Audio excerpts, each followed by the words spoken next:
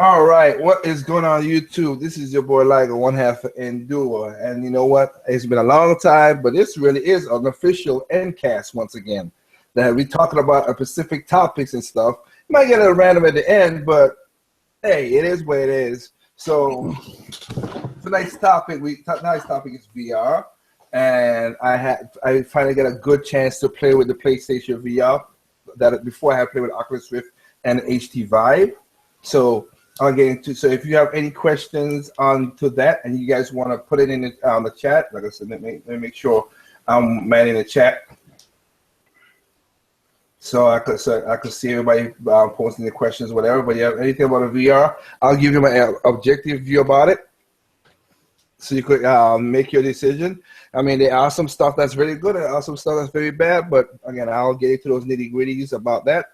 Tonight so far, I have with me Mr. Red Fox. What's going on, Red? What's up? I guess tonight we're all going to be VR troopers. Oh, man. And then, of course, we have Kanoshi Babanito. What's going on, Kanoshi? Yeah, what's up? Remember that lions do not lose sleep over the opinions of sheep. And then Anderson, who's walking his dog, so he'll be coming back in a little while. I sent out the link to other people who still want to join the podcast, so they'll be popping up randomly or whatever. But before I get into the subject, I have to talk about something. You know, I'll address a question. You see, unlike other people, I'm not scared to address people's questions if they want. Now, I did say, hey, I got a podcast tonight. I'll address it in the podcast. I don't know if you're going to say anything or whatever, but I want to address this right here. Whilst I got a chance right now, give me 1 second to make sure, because I'm trying to make sure I'm reading the. Okay, I got the chat right there so I can see it, and then have the cast, so you don't be bothering me.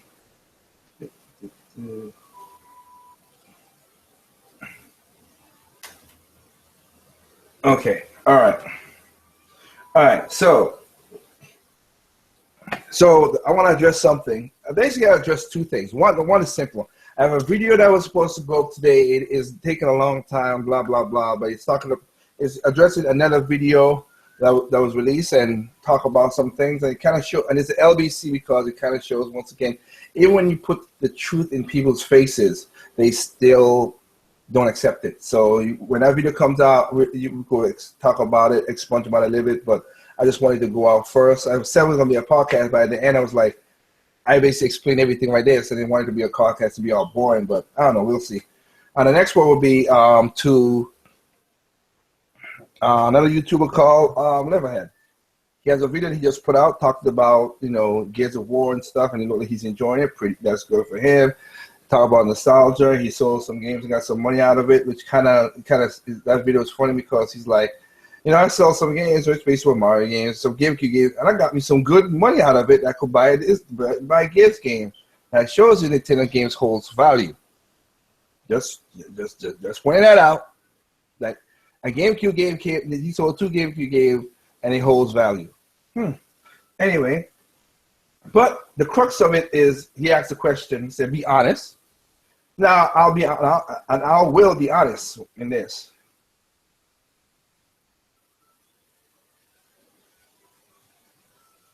Don't you dare do that.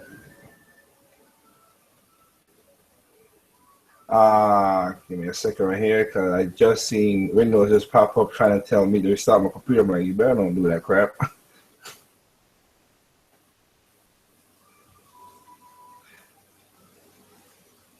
Okay, I hope you don't do that. Anyway, let's hope you don't do that. I make sure it's not, but you never know with how Windows 10 acts like a bitch sometimes. Who act like a bitch? Windows act like a bitch. Everybody's bitching tonight. Anyway, he asked a question about be honest. So I'll be honest. Now, your opinion is cool, Leatherhead, but you were saying, I think you lost his touch and stuff. I think that's your opinion, and you feel that's the way you feel. That's cool. But the question he asks is it time for Miyamoto to retire? And I'm like, huh. Now, what would make you say that? Because he said the last couple of games he has touched has not been great. Oh, okay. The last couple of games he's touched have not been broken. I've not seen no DLC or content stripping out of it. I ain't seen no game breaking bugs. But he lost his touch because the popularity of the Wii U and people just don't want to learn how to learn the controls and learn how to play games again is the problem. Nah, I don't think so. And also, Yamauchi put him in head of charge for a reason. Because you were talking about, like, he's touching these games and does certain things. He's the head of software since 2002. And the difference between Miyamoto and everybody else is he let people shadow him. Because you also said in the video that you think Miyamoto would think what Anuma would have been doing? Miyamoto let Anuma take over Zelda because he felt confident with Zelda. Just like Tazuya with Mario. Yamauchi had a master plan to know that when it's time to really give it up, he will let him give it up. You were part of the banner of people who say Iwata was this, but you know what? He worked all the way until his untimely death and come crying, oh, he was a good guy. Really? That's kind of weird how people do this. And now you're comparing him to Jordan and all that stuff. Look, let the man work and do what he got to do. He's a part of the company. He has a stock shareholder into Nintendo. If he wants to quit, he quits when he wants to because he's worth a lot of money. And he worth a lot of money. And he knows what it is. And Yamauchi, of course, did not foresee that Iwata would have passed away. But he's passed away so quickly. Because I'm thinking the game plan of having Genji Takeda, Yamauchi, and Genji Takeda, Iwata, and Miyamoto to be at the helm for at least 20 years and then let it pass on to the other people. But that's my answer to you. I don't think I let the man quit when he want to quit. Just because they didn't perform to you. There are many people out there, like again, my cousin who picked up Star Fox and she's 70 years old and she played the game without no problem, but grown-ass men can't do that. mean that you really got a problem. Here's all I'll say about it. Okay, Miyamoto retires. Who's gonna replace him? There's nobody could replace him. Yeah, like you hear these people who say, because I mean, I'm sorry, but that is a nonsensical statement to make. It's kind of like saying, okay, Steve Jobs retires. Steve Jobs leaves Apple. Who's gonna replace him? Not many. I mean, it's not that you can replace. You can't replace Miyamoto. You can't replace Steve Jobs. You can't replace a lot of people. You really can't. But the thing about it is, again, Yamauchi know you. That's why, again, all the games that Miyamoto started, he handed it off to other people. He just oversees it. It's fun and everything. But so I mean, still very much like yes, there's people that he trained in order to that have since taken on. Like 3D World was not handled by Miyamoto directly, and yet because the people who made 3D World were trained by Miyamoto over many years, like for the average consumer, they don't know that it wasn't made by Miyamoto. They just know it's a Mario game that it has a certain level of quality that the series has maintained for years. Mm-hmm. So, I mean, that's a good thing. But for someone to say something incredibly erroneous and extraneous and full of bovine scatology is, oh, well, you know, he should retire. Wait, who said what? They said something extraneous, so unnecessary. Erroneous because that's kind of a straw man topic. And bovine scatology is bullshit. Well, it's time for him to retire. Well, I mean, like I said, who's going to replace Shigeru Miyamoto? I mean, I hate to say this, but, I mean, Nintendo has a level of quality to their games that no one else can really... Like, even the games that people shit on that came from them this year, in my opinion, this is just my opinion, they are more stable games than what I've seen coming that are first-party games from Sony and Microsoft. So, see, the problem is, I heard this argument, a few years ago. It's like Oh, they need to get younger guys in the scene. They need to get younger. It's like, well, what is that going to do? What is that going to do? So you want less experienced people. Well, they understand the industry better. What? The industry that's, falling apart, the industry that turns out busted games every other year. That's what you want Nintendo to be? Well, Kanoshi, you got to keep in mind, my generation is very entitled, saying they know what's best, over the older generation, and we see how that's turning out. Well, again, and it's not even that. It's not even that. The thing that killed me is, okay, so you didn't like Star Fox. You think that Star Fox was a bad game or any game that he's touching. Again, my question at the beginning was the game broken? No. Had game-breaking bugs? No. They had DLC that they're stripping from the game? No. Why don't you apply that same? I'm not going to say to you, Leatherhead, but to everybody else. Why don't you apply that logic to your other games? Well, they don't use logic, especially not the guy who calls himself the king of it.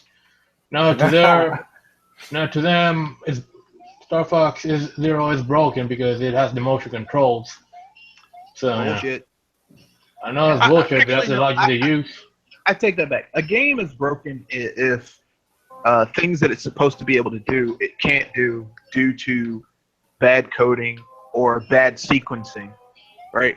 So, there is bad controls, but there's bad controls games out. Well, I guarantee on that. I mean, there are bad controls, but when someone says something's broken, like, okay, when someone tells me a game is broken, I mean, like, there's like things like, okay, if I'm playing that shitty Ubisoft game that's online all the time, and it's so broken that the code is so bad, the code is creating buggy code that's breaking the game even further.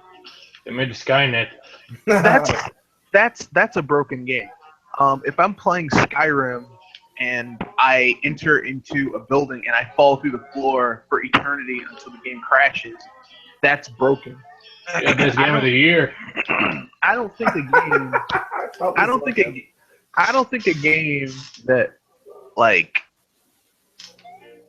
just because you don't like the control scheme doesn't mean that the game is broken. It just means you don't like the control scheme. Now, there are games that have shitty control schemes that they aren't broken. I just don't think the controls are very intuitive. Now, you can argue that the controls of Star Fox Zero aren't as intuitive to someone who's been playing Star Fox for years. You can make that argument, but the controls aren't broken. You get what I'm saying? Well, no, I got what you're saying. Well, we got what you're saying because I know how to do a flip. I mean, Addison, I know you watched I know you sure watched it. I was surprised he didn't really S on it as much as I thought he would have. Some Kamayani's Star Fox Zero review. Yeah, but he still disappointed me when he brought up the whole, NX and yada. Well, that's the NX thing. I'm not talking about that. I'm talking about he didn't do that, and that's my point. The same thing I did with the other podcasts before with Arlo and all these guys when they like Paper Mario and everything, and they get a chance like, oh, okay, that's what I'm saying. It's just like it's weird how that is. Like I gotta say this. I'm surprised that he also brought up how they're kind of similar to Splatoon's controls because I haven't heard anyone make the comparison to the Yara controls in Star Fox Zero to Splatoon's Yara controls. I wouldn't really. I understand he did it. I wouldn't really say it is because it's too different. It's really different because of the action. Because you're planted on the ground and you're moving around, while Star Fox you're in motion moving around. It's hard. I could see people getting hard to get oriented in that game, but again, the controls are not broken because if you want to go flip, you go flip. You want to turn left, you turn left. You want to turn right, you turn right. You do it. The control do what it's supposed to do. I'm sorry. Like I said, the controls aren't traditional, so people who are fans of the franchise who've been playing it for years might not like it, but I mean that's on you. That's not because the controls are bad. It just means that you have to change how you play the game. Exactly. Mm-hmm. A lot of people don't like change, even though they keep clamoring for change. We want innovation, but at the same time, we want it to be familiar. I mean, I'll keep it real. I mean, listen, okay. Traditionally, Star Fox has had a variety of control schemes, even all the way back when it began on the SNES. You've had 4 different control schemes. And then on the 64, they kind of limited your control schemes a bit. But on the GameCube one, they brought it back. On the DS, I believe they brought it back. I mean, you have many ways to play these games. Now, if you are a dyed-in-the-wool traditionalist about these titles, then yeah, the controls might be a too much of a hurdle to surmount. But I mean, if there are small children who can pick up these games and have no problem, then it's you. It's not the game. It's you. Well, I say the young children are not tainted by, the BS you find on the internet. Well, they tend to have preconceived notions. Yeah. They tend to not be prejudiced. Right. Which literally just means to prejudge something without having experienced it. So, to add to what you were saying, say the fact that people didn't really have this problem when they, switched from Super Nintendo to Nintendo 64, where suddenly you had a joystick and were able to move in 3 dimensions. People, I'm saying, were that hesitant as they are today. I had that. Wow, this controller is something I've never seen before. But then But you want to try it with still. Mario 64. Yeah, it came with Mario 64, which literally, like, that game was built for, like, Mario 64 and the N64 were pretty much built for each other. So it kind of like set the standard for 3D platforming, like how you could do it very well. Now, like, I don't think there was, like, Nintendo didn't have its seminal Wii U game for almost a year, like, after it came out. So, like, I can understand why some people would be like, oh shit, how are we supposed to really use this? And I know some people say, well, Nintendo Land. Nintendo Land is a little too hard for a lot of people to get into. Okay? It's sad that got pan right there, but I mean, I just want to answer the question. That's all. I just want to answer the question. So there you go. If you ever do it, I did say I want to do it. I answer it. I'm gonna get into the question right now. So first of all, just shout outs to people in the chat. So let's say I got Foodie Punch and I got Weister 20. Same can't be said for other companies. You're right, and it's a good thing that Miyamoto, Anuma, and the other big head developers at Nintendo are training other staff, except for one stubborn person. Sakurai. I don't know why. He must be thinking he's gonna live forever. Come on, man, Sakurai, just train people, please. That's all. I know that he looks younger than he does. He's like what, in his 40s, 50s, but doesn't look it. He's in the 40s. Yeah, but that's not gonna last. Huh? Looks like he's 25 or something. He looks I know. Yeah, he's got that but something youth now. but still, come on. You was trained on the you want to train you, so train somebody else, please. Yeah, please. Train somebody else. I know, like okay, in Japan, he's like 42, 43, maybe 45. He's and 45. That's still, in Japan, that's still like, for them, especially if you keep yourself in shape, you're still kind of like in the prime of your life. But look, man, your arms have already like been fallen off and been reattached like 3 or 4 times now. Could you please just train some people so that just in case we don't kill the golden goose, we breed more golden geese, which is actually a really smart thing. I think he's just like, that really good athlete, but just wouldn't have the patience to train people. No, he's up to their level. No, Red said that. I was going to say that. He's a control freak. But you're right, Kenoshi, in that regard, because like I said, he's like, let's put it this way. Analogy would be like, okay, he's like, I can't say that because that's a bad person. Let me not say that. I want to choose a right person like Jordan or like Jordan. Michael Jordan didn't have he was a really good basketball player, but he could. But he was a shitty coach, right? Yeah. And I was going to say so he learned from Dr. J. Yeah. And then Dr. J took him under his wing and said, "Yo, Michael Jordan, let's do this, and this," which was Iwata. And he was like, "Okay." And, oh man, I know how to do crossover. I know to dunk from the 3-point line, the 3-4 line, and everything. Oh man. And like you just said, Now and he's basically, but he's like again like Michael Jordan. He's still trying to suit up at 45. He's still suiting up. Hey, I could be in the game still.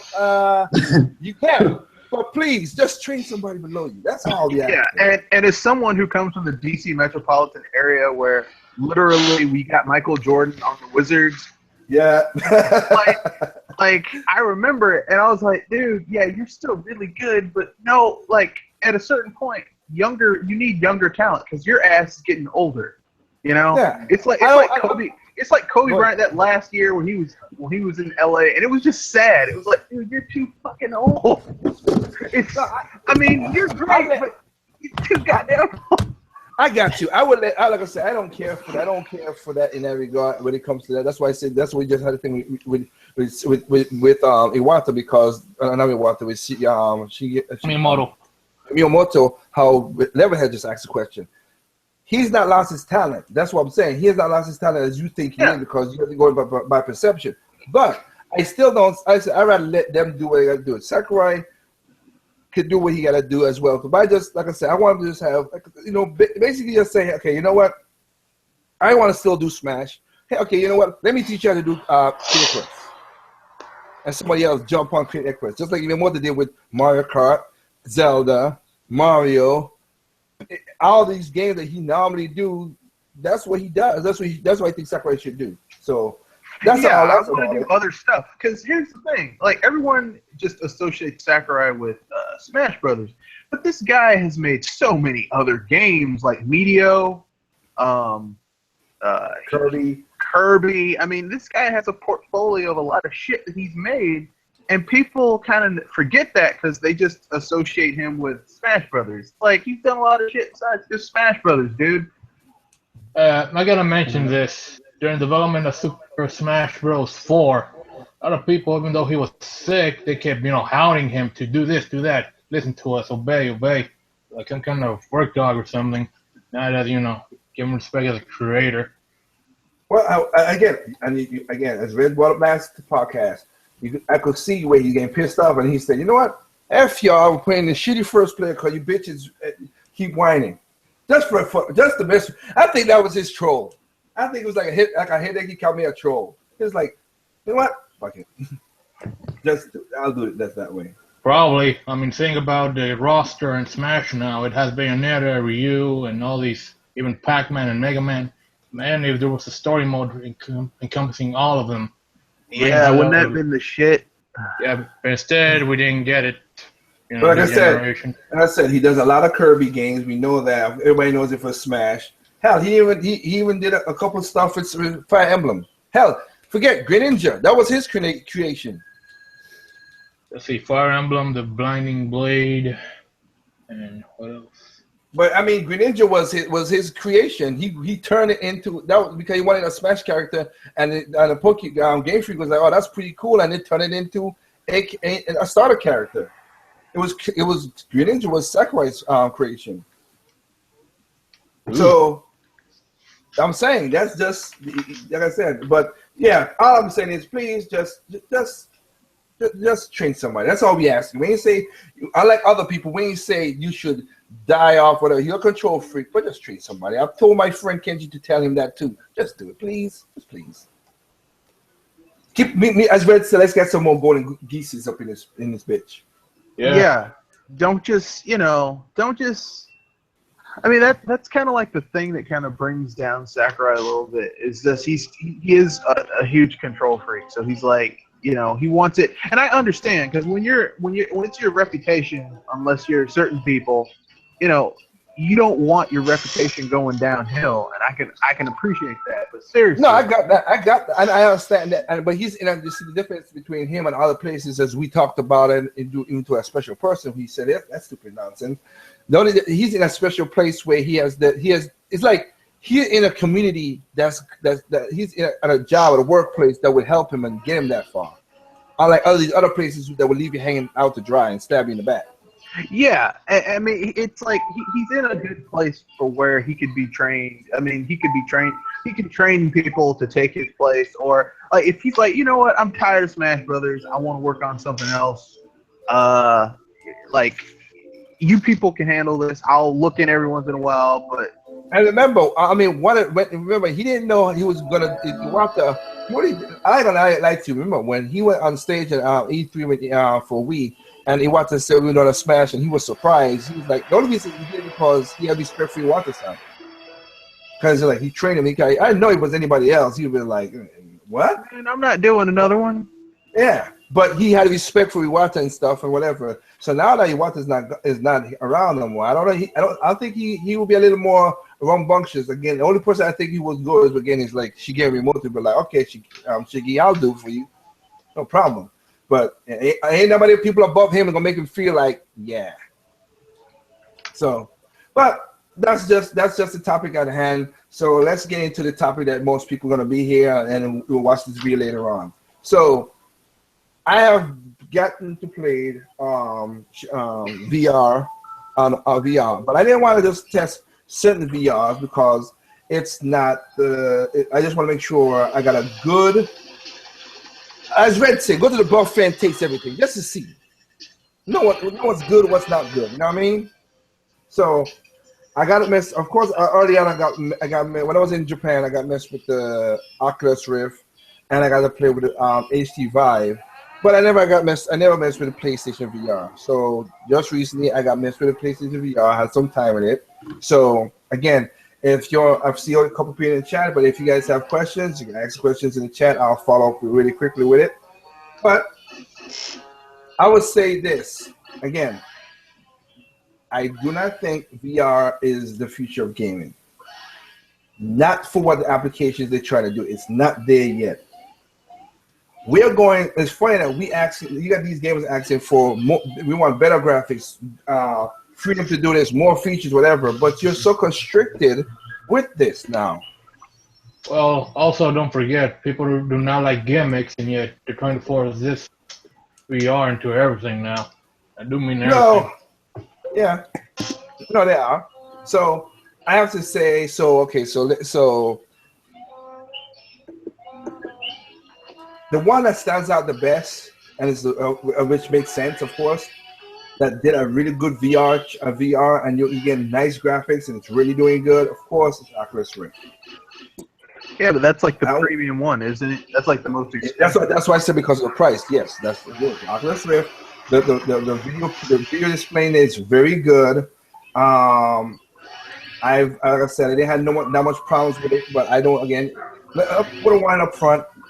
All these things have the preconceived or the pre-notion of you will get motion sickness if you're not used to it. You still can get seizures if you color because it's so of course it's right by your retina, and you are locked off from the world, so certain things can happen. And you forget you're always connected. None of these things are wireless. So just make sure you know you're all connected all the time. So, with that said, as I just talking about, the Oculus Rift is the more better headset. It is now. It's not good in the way when you're playing it with the Xbox controller. You feel constricted, and it's like, okay, the best I can explain is like, as soon as I put the Xbox controller in my hand, I was playing a game. It felt like I had something heavy on my head. Like I felt the weight automatically. But when I was using the motion controls, I didn't feel it. I don't know if you catch what I'm trying to say when I say that. So essentially, do you mean it was more immersive with the motion controls? While it was more immersive, and it felt like I said. As soon as I put an Xbox controller and I was playing around, and it was good still, but it's like I automatically feel the weight that what this heavy thing's on my neck. Oh, my neck hurting me. It's like I felt it. Weird. Well, that's unfortunate. Most people want to go with the Xbox controller. You know, they don't want the motion. Actually, they just want. Well, if you want to get immersive, all the games use motion controls, so you have to get it at some time. After dumping on the Wii controls. Yeah, the dump on the Wii controls all you want. That was the most accurate out of all. Silently praised it. Yeah, it was the most accurate out of all of them. I would say that Anderson, you play the game where you can like turn it down a little bit. Okay. Yeah, okay. Now that you got a better headphone now, it's picking up more better now. Well, you have a better headphone. Huh? He has a better mic now. Yeah, he bought himself a headset. That's why we're not hearing the like we normally hear. Hopefully, Or that move. I know. Hopefully, Game Idea guy got the better luck too. He said he wanted to jump in, but anyway, back to the VR talk. Yeah. So when I was playing Oculus Rift, like I said, as Red said, it's more expensive. You're paying. It's like a car. You're paying for the premium price. You are getting what you paid for. I'm not going to deny that. Even though you gotta get a good high-end PC to get it to. No, not really high-end. Not really high-end. I was from mid-range. You can work off a mid-range and still get it good because there's a lot of processing inside of the headset itself. Well, remember the Oculus Rift is pretty much the original model, and everything else is pretty much a derivative or knockoff of it. Yeah, I can see that. So now, I felt the weight, but if I were to say comfortness, the Oculus Rift is in the middle. The most comfortable headset was a PlayStation VR. It was light. It was way more adjustable. It felt more comfortable against my face. It really was a better headset. It didn't. I would say it didn't feel as cheap as I thought it would have felt, but it was good enough. So so as comfortable, I would say comfortable. That's number one. The least comfortable was the View. All them damn wires. The Vive. The Vive. Sorry, the Vibe. Sorry, HD Vibe. Sorry, you guys. View VUE, and I keep on Vibe. Yeah, the Vibe. That's that one was the least comfortable because the wires. You feel the wires on your back, and you know what I mean. Yeah. There's a lot of thick wires. You feel it going around and stuff like that. You can't do a lot of movement in that thing. And also, most of the games that set up for the Vive that make sense, you have to stand up. So all these people who want to like lazy and sit on the couch and just like whatever, you ain't gonna be doing that with the Vive. Poor bastards. Okay. So no Sword Art Online for you people. so if like I say, so if I had to say comfortable, I would say PlayStation VR is number one, the Oculus Rift is 2, and then last place will be the Vive. That will be the HD Vive. All right. Now again for the graphics and I came in late, so the HT whatever is that from Microsoft? No. It's from HT itself. HTC is his own company. It's the cell phone company. Okay. Yeah. But that one, like I said, so now as I just started out at the beginning saying, the graphics, if you want to say that, the Oculus Rift has the better one.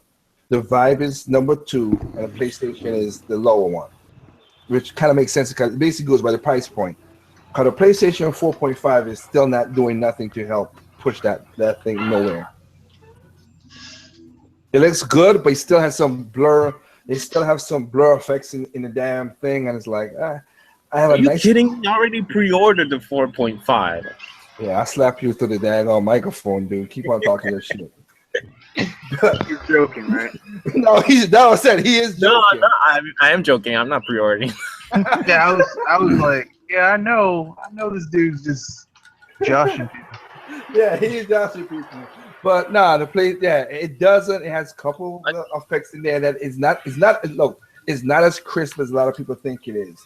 To me, it wasn't as crisp as I thought it would have been. Like I said, the Vive and the on the Oculus Rift, there were crisp graphics in there.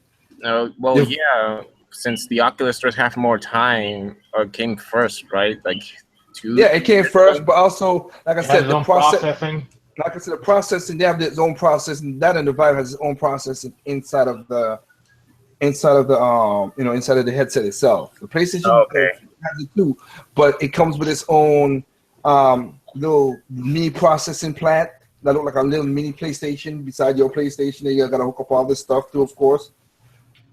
Of course, I'll say this again. PlayStation, all these things have a lot of connections you gotta do. So then you know that ahead of time. But at least with the Oculus and the PlayStation VR, you could sit down and still enjoy the game and do a sit-down gaming or whatever. The HD Vive, not that much. Now, I'll say this too. Make sure, like I said, because of all the connections, make sure you have yourself a nice surge protector. Technically speaking, they should sell you that. because you're plugging up a lot of stuff for all these damn sensors. A fire hazard.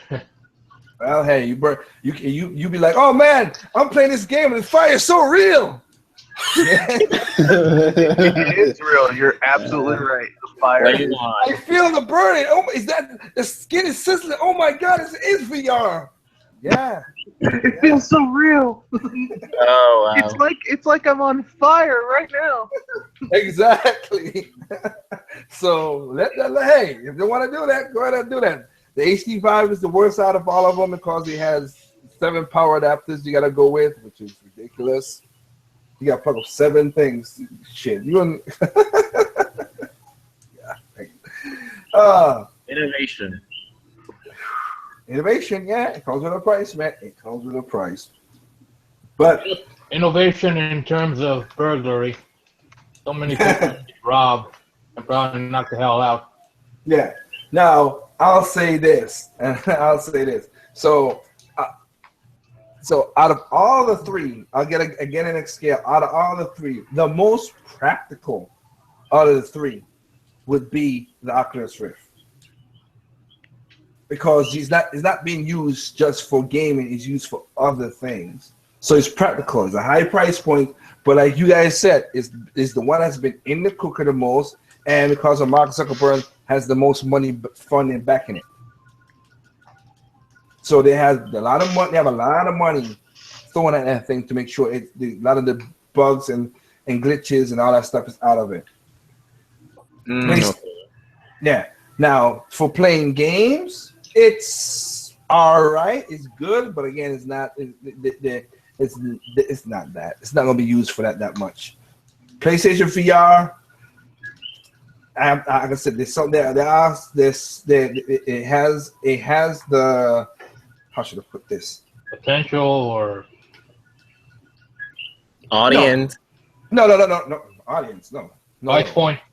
Hold up. Let me think, man. Jeez. It has the practicality of being where you're supposed to be as a gaming person thing. Like, okay, it has a part where you can switch to 2D mode, you can watch movies, or you could just sit in your chair and play the game with the DualShock controller. But when you throw in the motion control with the moves into it, that's where you think it's supposed to be more like the Oculus Rift, and it's not. It feels way more plasticky. That's when you start feeling like this don't feel right. The games are not built for the. Sorry. That's when it starts to feel cheap. Yeah, because the games are not built for the whole motion and stuff like that. It's not. It's just like how people crack joke about Nintendo and stuff like that. Like, they made a game and they tacked on this kind of the gimmicky thing. That's what PlayStation did. If you want to use that same analogy, let's do it. Let's use it the other way. That's what it feels like. That's built from the ground up.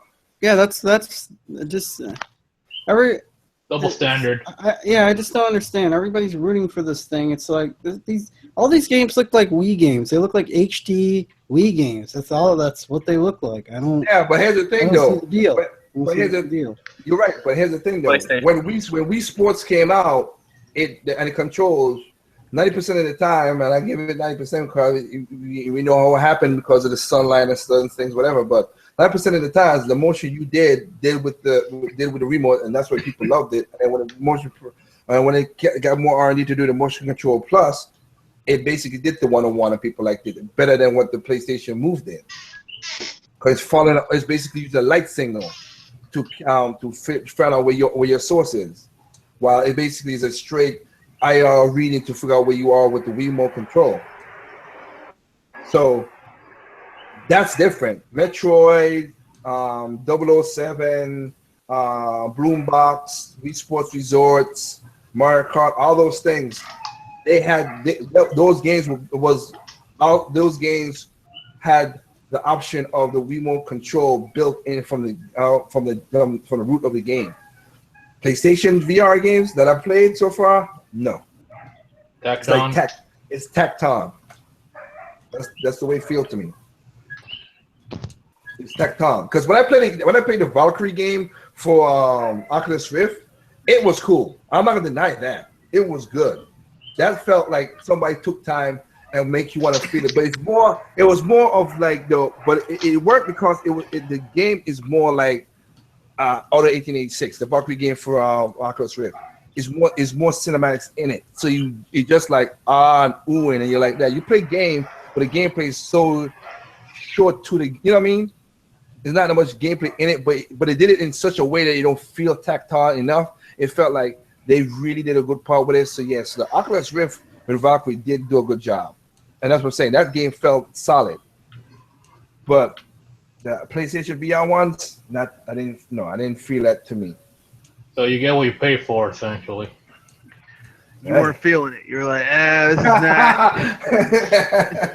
this is not, this isn't doing what they said it was going to do. No, it feels like you feel like this is a game I could just take a regular controller and play it without no problem. It really did. They ain't like, because it's not like how Kirby's Rainbow Curse. You need the gamepad to draw the lines. I don't know how you'll do it in the gamepad with regular controlling buttons. You can't. I will say maybe they could have used the Wiimote to, point and think. Yeah, I mean it's PlayStation. But you can do that, but it's not that fast. If you want to say that, Anderson, it's not as fast as just drawing it. It's PlayStation. They've already stolen so many things from Nintendo. Why not steal another Wiimote? I mean, because if it's effective and it makes gaming better, I'm all for doing whatever you need to do. It's kind of funny though. It's kind of funny though. They took the motion. And this is not a knock against PlayStation, but I gotta say the truth though. It's funny that they took the failed motion controls and doubled on it, so you could put it in a set so you could use it. It's weird. Because it was effective. And like I said, it had a lot. I bet you he had a lot of them in the back. No, it's not the steal shit. I just think they had a lot of it in the warehouse. And they're like, they did. Yeah. You're right on that one. They had a lot of those motion, those PS moves just sitting around, just gathering up dust. So instead of selling one, we sell two. They were like, we got to do something with it. We can't just. Yep. Have So you have that, and of course, then you have the HD Vive. That is the least practical because you're not unless you're gonna stand up. Unless you're gonna stand up all the way, most of the applications are stand up. 1, 2.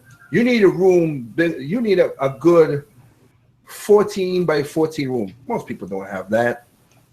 That's so don't you need a lot of room for the PlayStation one too? No, not really. That's why I say you can have the 2D mode and you can sit down and do this. Depending on the game application, that's what I'm saying. But most of the applications for the HD Vive is because remember the sensors are all over the room. Okay. The PlayStation VR is using the motion control and the eye camera to catch most of your movement. Catch what I'm saying? All right. That makes sense. So that's what it is. But an HD Vive, no, you have to have a sensor. The corner of that room, left, back, right, all that. That's why you need 7 damn plugs all over the freaking place. And you gotta stand up, and it's the least practical out of all. Is the HD Vive. It's the least practical. And then you have the thing of people who have glasses. No, I wear glasses. But I could say I played it enough that I didn't get motion sickness because that's what Winston 20's accent did you get motion sickness. I felt that I got vertigo when I played the Valkyrie game, which was really good. I did get a little vertigo because your mind still trying to perceive what your eyes are seeing. So you're gonna get when you add motion to it, then you might get sickness, but I didn't. But again, when I did it, that's when I was in Japan, and when I came back, I talked about it. There were people who did get motion sickness and were throwing up. And they didn't even know they had it before? Yeah. So it's there. And of course, you have the seizure problem because it's bad enough for the TVs when it's flashing lights. When you try to go at the speed of that thing, that's on your freaking eyeballs. Jeez. And they're saying some psychos actually modified F-Zero-GX to run on the Oculus. Oh, you're gonna be screwed. Only thrill seekers or people who handle it could do that. Now, if you have horrible vision and you need your glasses, most of these things, depending on what how your glasses is, because I can't tell you because, you know. Okay, let me put it this way. My glasses are, I have small thin glasses and I have like sports style glasses, but they could handle. They could have fit over it pretty all right, and sometimes I could take my glasses off, whatever. But if you are one of those people like I said, the thin glasses like me, it fit over it. But if you have big glasses, like some of these guys who do the what do you call those guys? I don't call them not that, but like the geeks, they're not geeks. Nah, that's not the word. The hipsters who try to put those thick glasses, they try to bring them back to the old. I used to see back when Dexter's Laboratory, the thick glass, whatever. Nope. Yeah. Nope. And again, if your my vision is good enough I could see without my glasses. I'm basically farsighted. I can't see from far. So yeah. I have the opposite problem. I'm ultra nearsighted. So none of this VR shit is probably going to do anything for me. So yeah. I'm farsighted, so it doesn't bother me. I have depth perception a little bit, but not too much. But it worked out, like I said, whatever. But if you have that, or you have some problems with your eyes and stuff, yeah, contacts good for you if you don't. But if you wear glasses, you're basically gonna be. You have a 50-50 chance that this is not, like Red just said, it's gonna hurt you or whatever. So that. Poor man, everybody just told me to see about my glasses, so I'm screwed.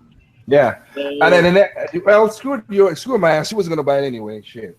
So yeah, I'm gonna keep. I wasn't gonna buy any shit anyway. So Me neither. And I wear contacts. It's a moot point. Well, I have contacts too, but after a while, it's like, especially when I used to work on the Hill, it's like you come home, you take your contacts out, you put on your glasses. Most people, when they're playing video games, like you don't want to have to worry about, oh shit, let me worry about my contacts too. So it's like, I mean, gaming is a leisure activity, and if you wear contacts, typically speaking, when you're leisurely just hanging around, you're not wearing your contacts, you're wearing your glasses. Okay. So you're sitting there, and it's like, no, I'm sorry. And let me help you out with something too. When you have that senses, and Kenoshi, this is something that you asked, and now I got like the real terms to it, really. Okay, if you have a astigmatism, or if you have something that you get a lot of dry eyes or runny eyes, you can get screwed too.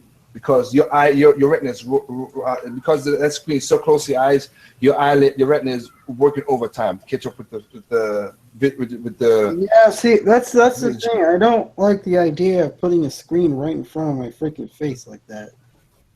Essentially, you're putting a TV to your eyes. Yeah, it's like I already have to sit close to the computer. It's basically that. No, well, again, I wish I never messed with it, and people said it's pretty cool. I wish I could. There's some stuff that people try to do the AR stuff.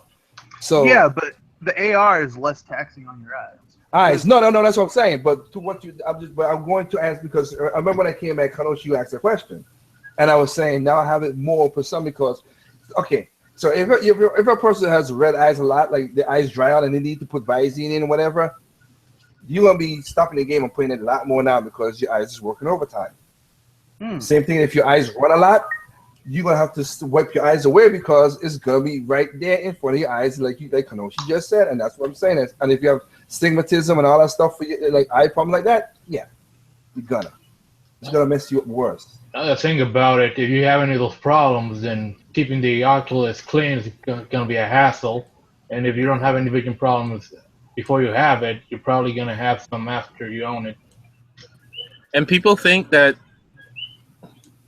playing with the Wii mode is a hassle. Well, with this, it seems more complicated. Yeah, but you have to remember, none of these things are coming from Nintendo, so they're okay. No, what I mean is people rejected or didn't accept the success of the Wii and its control, but are praising this VR. It seems more complicated than moving your arms and I don't know. It's more complicated. It is more complicated, and it's essentially a mishmash of everything people said they hated.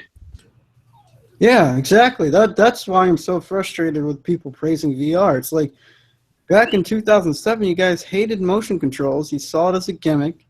And now you're praising all these games, which essentially look like Wii games, except in HD.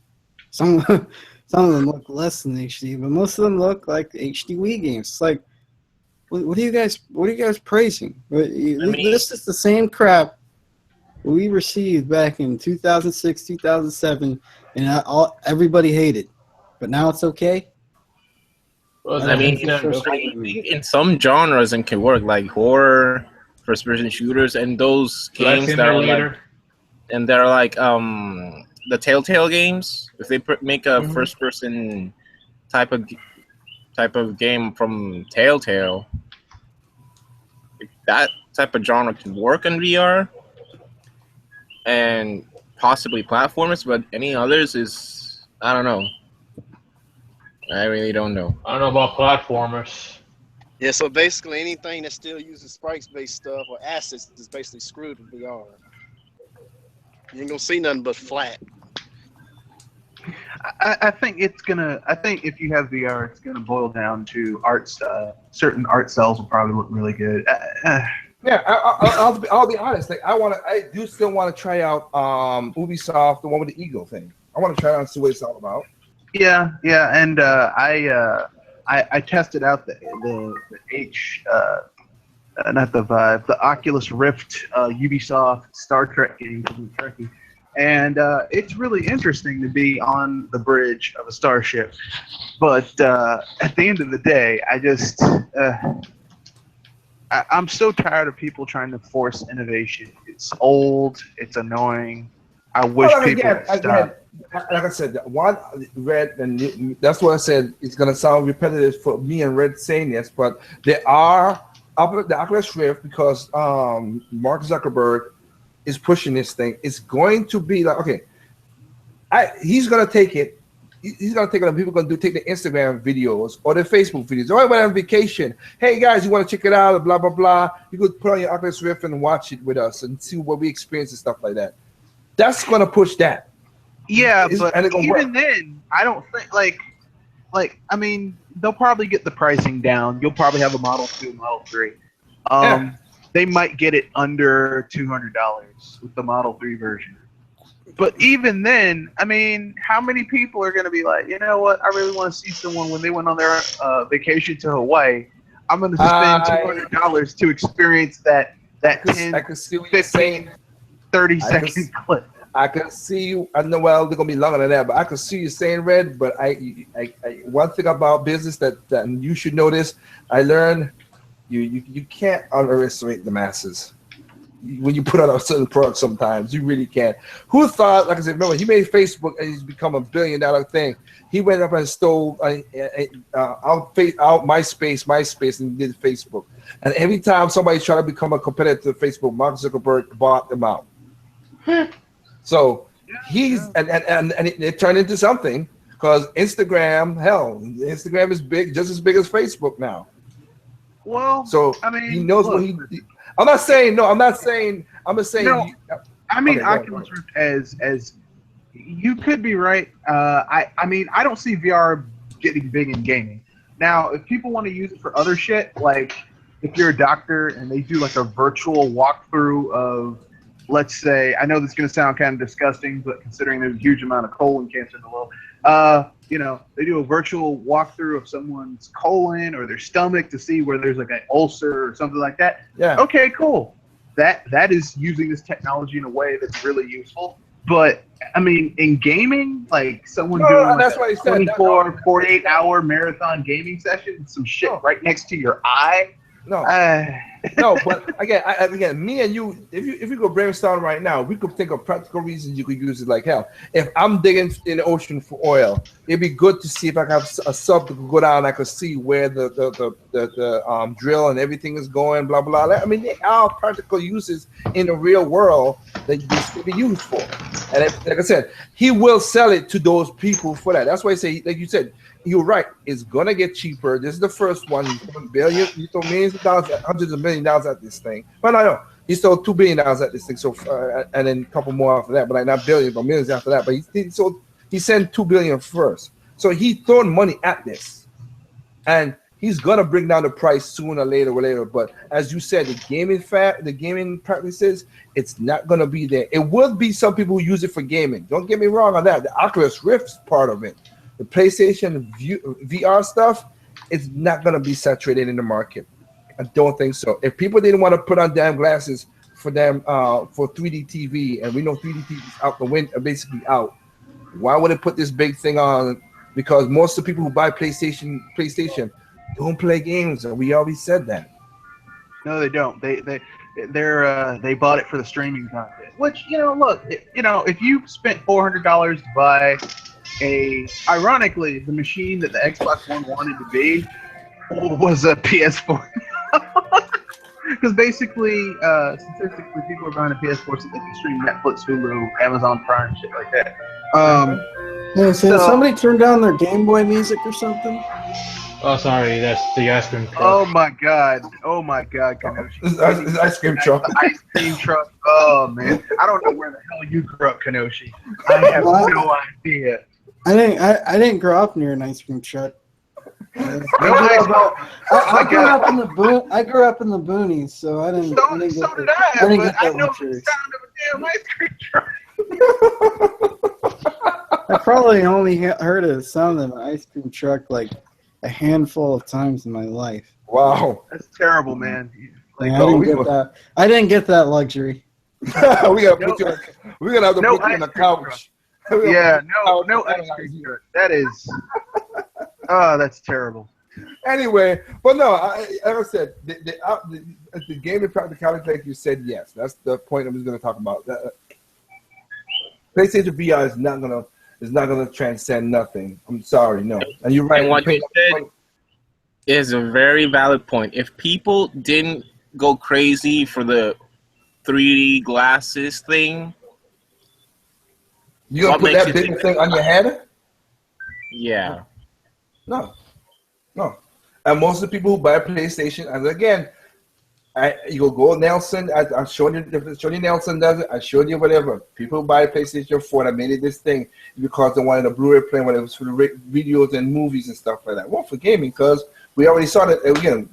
We checked the library. Sony PlayStation games don't sell. Yep. Sad but true. I mean, we I'm not lying to y'all. From both consoles, you just look at the numbers. You don't need to do a poll. Look at the numbers. A system that has a 14 million, a console that has a 14 million plus install base has first-party games that are outselling first-party games on systems that have 20 and 45 plus million install bases. That's embarrassing. Okay. Mm-hmm. Like, someone needs to be, like, you need to be called into the office with the boss smoking a cigar, just giving you a look like you fucked up, and now it's time to have a come to Jesus moment, And we're not getting that. Like gamers are looking at this shit and they're like, "Oh yeah, this is great." I'm like, "No, this is not great. What is wrong with you?" VR can work in possibly some movies or some anime. Like Japan is starting to make this One Piece VR thing.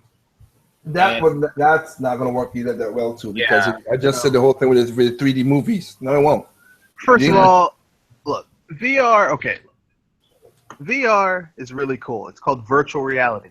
But here's the thing: VR is like the baby version of what the future of VR would be, which would be submerged reality or like a holodeck or some shit like that. Yeah. But the type of money. Like, you'd have to spend, at this point, if you wanted to have that, you'd have to spend millions, if not billions, to have a room in your house that actually has that technology. And it's laid out that way. Now, like, maybe eventually one day in the far future, I'll probably be dead by the time the technology gets to that point, to where you'll be able to walk into a room and put your settings down and play a fully submerged game. And when that day happens, it's going to be fucking awesome. But we aren't there yet, and putting some shit on your face with screens like an inch away from your eyeballs, I'm sorry. No. Okay. No. But or again, Ubisoft with their fractured butthole smell-o-vision, where it like literally you fart in the game and it puts Okay, particles okay, in we your don't need mouth. that. We don't need that. We don't need that. Okay, we don't need that. No. I'm sorry. Yeah, it is. No, the guy who tested was like, it was one of the worst experiences I've ever had, and I don't blame him. But I mean, like here's the thing: people always call the Wiimote a gimmick, and Nintendo's little quote innovations as gimmicks. But virtual reality, that shit's a fucking gimmick. And I mean that in the negative sense. Like, it's Okay. like people are trying so hard to get some type of hook to bring gamers back to the table. And it's like, why don't you people just start making good games? I mean, Exactly. literally, good games Exactly. cheaper than spending money R&D goggles so that you can have an image an inch away from your eyeball. Oh, you guys are just Nintendo fan drones, or just you guys have never tried out VR. So what do you possibly? Yeah, that's why I went. That's what they're gonna say in the comments Try section. it. They could say that. They could say that. But I have tried out VR. Okay, when I was a kid, and VR in the early 90s was like, they were trying to make that into the big thing in the early 90s. Like, you could go to computer fairs and they would have VR shit. I tried it back then. I was like, this is kind of stupid. And then they tried it again in the early 2000s. Oh, man. It was 3D VR in the early 2000s. Tried it then. Wasn't that good. And now I've tried the Vive and the Oculus Rift. I haven't tried the PlayStation 1, but I heard that's the cheapest one. So I was like, yeah, it's probably not going to be any better than the other two. Probably worse. So I tried it. I tried, like I said, the Vive and the Oculus Rift. And I'm not feeling it. I'm sorry. and that's Red's thing. And I No, got get ready for the comment section. They're gonna be saying you're No, just they mad that Nintendo's You not think- doing it. You think I give a shit about comments? Seriously? Again, you can say you want, but I mean, again, I'll say the same thing as I said, Kanoshi. Everybody always say, "Oh, you can say what you just said right there," but again, prove me wrong. What I miss? You ain't miss nothing, but you can prove me wrong. That's all you gotta do. Prove me wrong because I went there. You might have your own opinion. You might like it a little bit more than me, and that's different. I can respect that. I really can. But again, I've seen. It's like I've seen this circle go round and round, and that's why I'm doing this right now because I talked about Oculus Rift a little bit, but I didn't, and the HD Vive, but I didn't get in too much because I didn't play the PlayStation VR. I wanted to make sure I have a good round around it. Basically, again, I wanted to go to the buffet, taste a little something, and say, you know what, this buffet is good. Yes, the cakes are all right. The crab legs a little shitty. The roasted chicken is good. You could take. Like, I wanted to that's why I wanted a taste of all this stuff before I say anything. That's why I gave you like you just saw. When it comes to this is good at that. This is number one. This is two, number three. I gave you that. That's objective. I'm not telling you. I'm telling you which one is good and what it's supposed to do. I said the PlayStation VR is the best, the most comfortable setting one, the most comfortable out of all of them. It is. It's the most comfortable. It's more sturdy built than I thought it would have been. It kind of looked more plasticky and more from if you watch it on TV or watch it through YouTube, whatever. But it's built very solid. I was surprised. And like I said, it doesn't feel the lightest, so you don't feel the head strain like you do with the Oculus especially with the Vive. Especially with the Vive. You feel it with the Vive. The Oculus one, like I said, only when I took away the motion controls from my hand and I was playing with the controller, it became obvious that, I got this big, bulky thing on my head. That's what it came out to. So that's what it is. The gaming is going to be, like I said, it's going to be an afterthought. Is Oculus Rift going to use some gamers to get into certain things? Yes. The HD Vive, I don't think the Vive has to go on as he has to do a Mark II because that setup is not good. Unless you have the space. It makes it to a Mark II. It's the worst. It's the worst out of all three. The practicality is horrible on that. It makes it to a Mark II. You're right. Maybe they'll be like, you know what? Let's stick to damn phones. Let's not try to do anything other than that. But Well, HTC is banking on this. HTC is banking on the Vive becoming a pertinent revenue stream. I don't know about that. Yeah, because How about that? HTC's been in a lot of trouble lately. So. And PlayStation is not, and PlayStation VR Yeah, is not going to be PlayStation's wasted. not No, doing I'm too sorry. well either. I'm being honest. I'm not saying they won't have some people who want to go out and buy it. The adoption rate for that thing is going to be not going to be good. If the motion wasn't going to be good, if Motion Plus wasn't that, and all the other stuff they tried. I mean, the iToy, and now you got the Motion Plus, the iToy, and this thing. Yeah, it's not going to be a good adoption rate. I can tell Let you. me put it this way: if they bundled this system, if instead of separate things, if it was all one system for like They have. $700, There's a bundle. and it was Yeah, all there's- together, like you get a PlayStation 4, it comes with the Vive, it comes with a game. It goes two games. No, I mean if there was a bundle when the shit came out like 3 years ago, I would say because then you'd have to have the Vive, and it would make sense. But they're not actually doing that. It's new hardware that goes with the stuff. I mean, Wii Motion Plus wasn't highly adopted. Neither was the Kinect.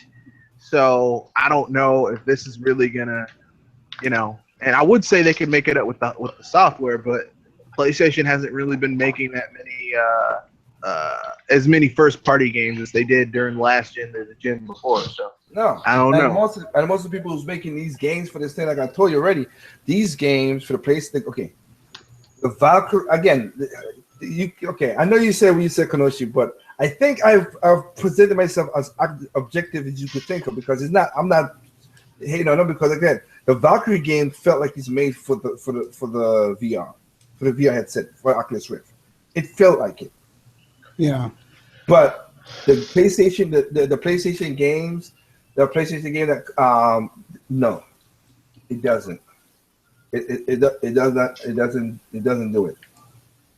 And that's the sad part.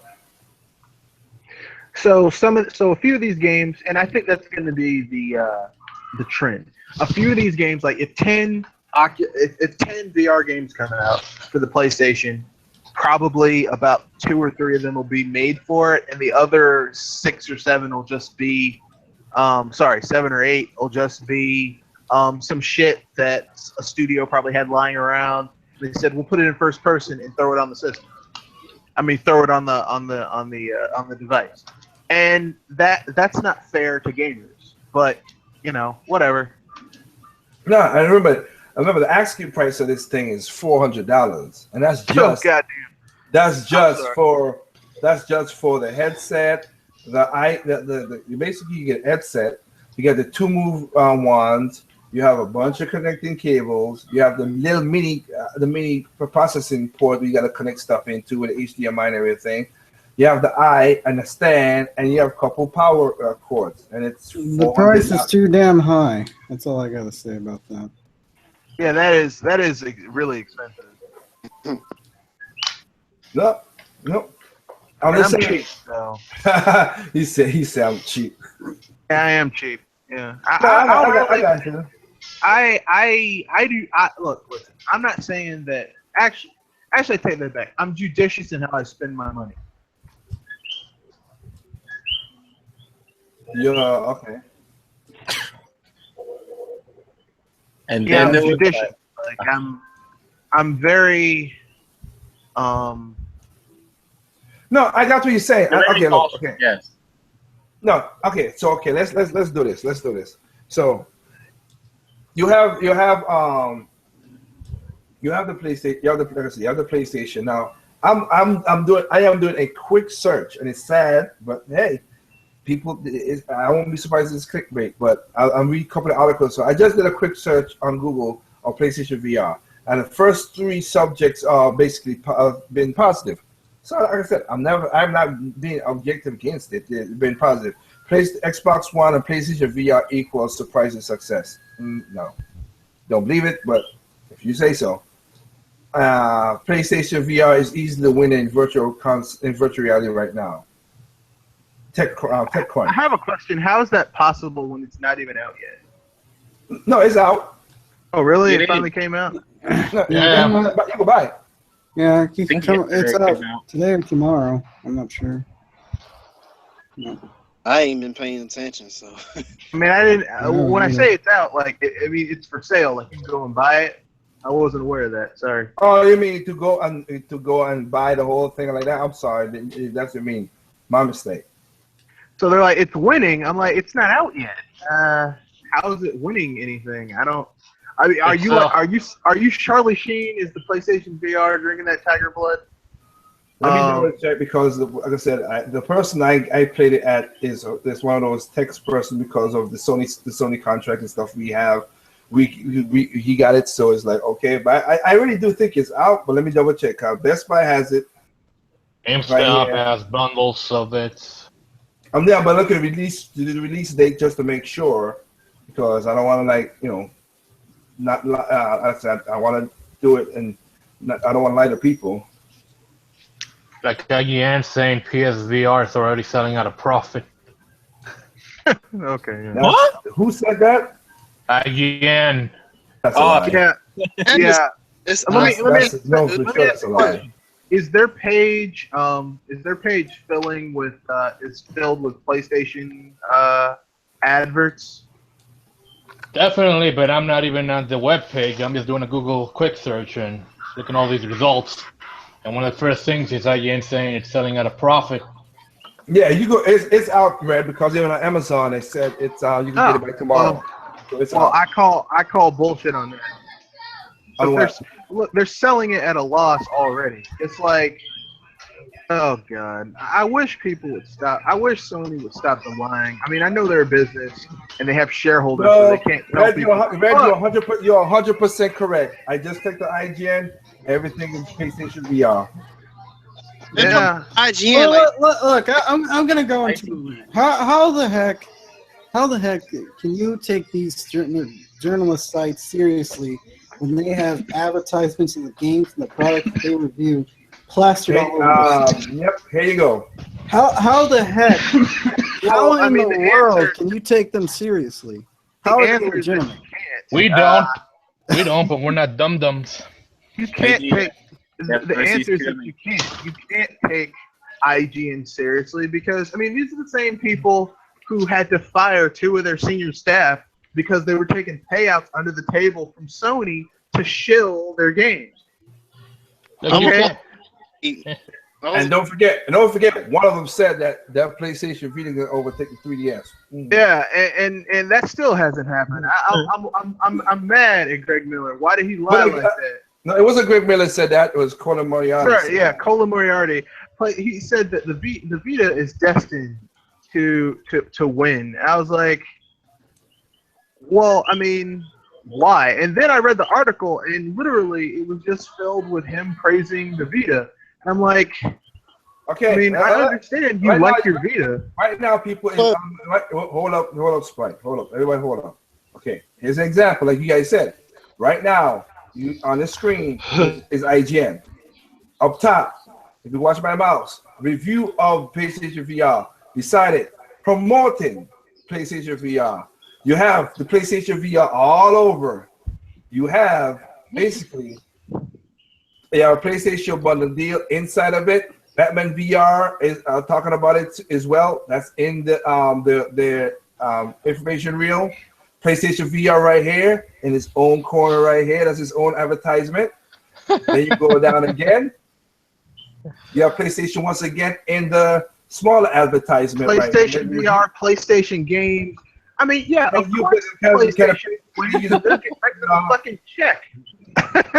yeah, sure. Why not? Yeah. Yeah, and then there's the next. Right on the community spotlight, PlayStation VR's sponsorship again. Can PlayStation VR use with Xbox on a PC?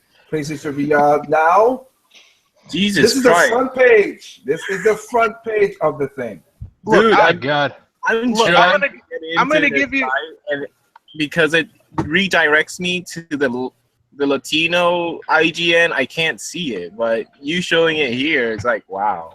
Look, I'm gonna keep it real, y'all. I'm gonna keep it completely real with you. Okay. As a business person, if like during the summer, a lot of people have their little parties and stuff, and they're like, yeah, we're gonna book one of your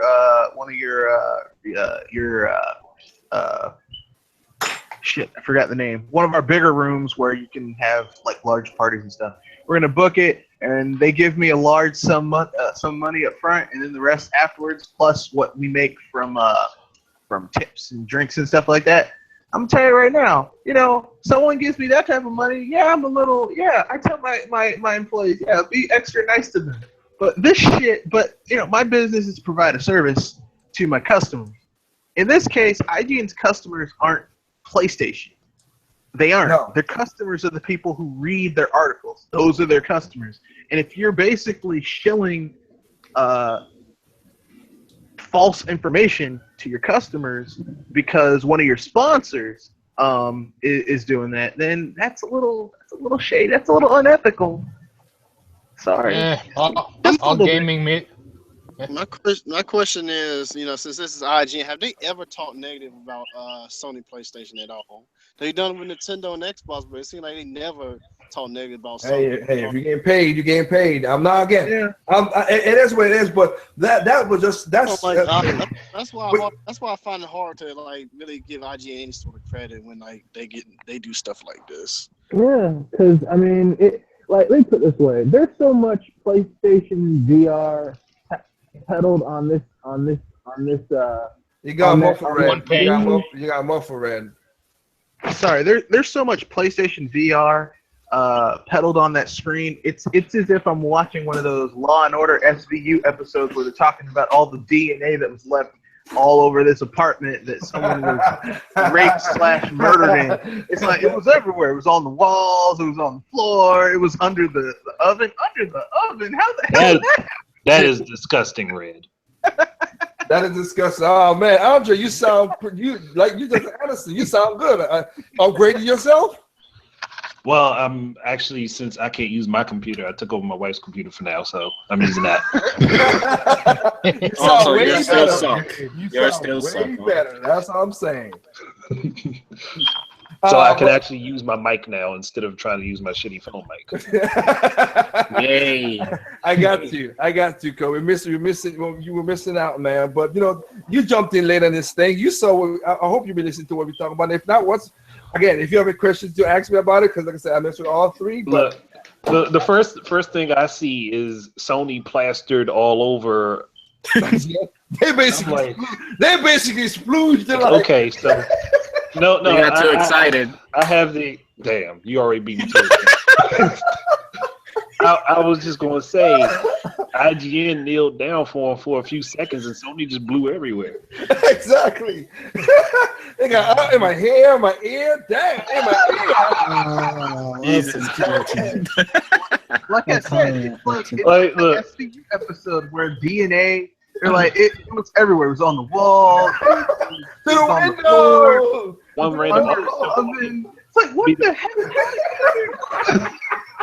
No, so you be that one random officer look in a closet that shouldn't even have been opened and find a shoe with it sitting in it. Like, how the fuck did it make it here? I mean, Liger's dying. Liger's dying. That's how it feels. That's how it feels when I hear people. Because, there's the reality that IGN's trying to create, and then there's, reality as it actually is, okay? Here's the reality of Sony right now, okay? Their music division's doing okay. Their film division had a huge loss this year, okay? Well, they got some good ones coming out next year. They're gonna bounce back. Let's see. I don't know, but this year, someone tied down. If Sony were a person, their film division was a person. It's like someone tied them eagle, put on some steel toe boots on a 300-pound man, and he took he ran like the dude maybe took 20 feet back and then got a running start, jumped in the air and landed on the crotch with those steel toe boots. Yeah, it's singing in a high soprano this year.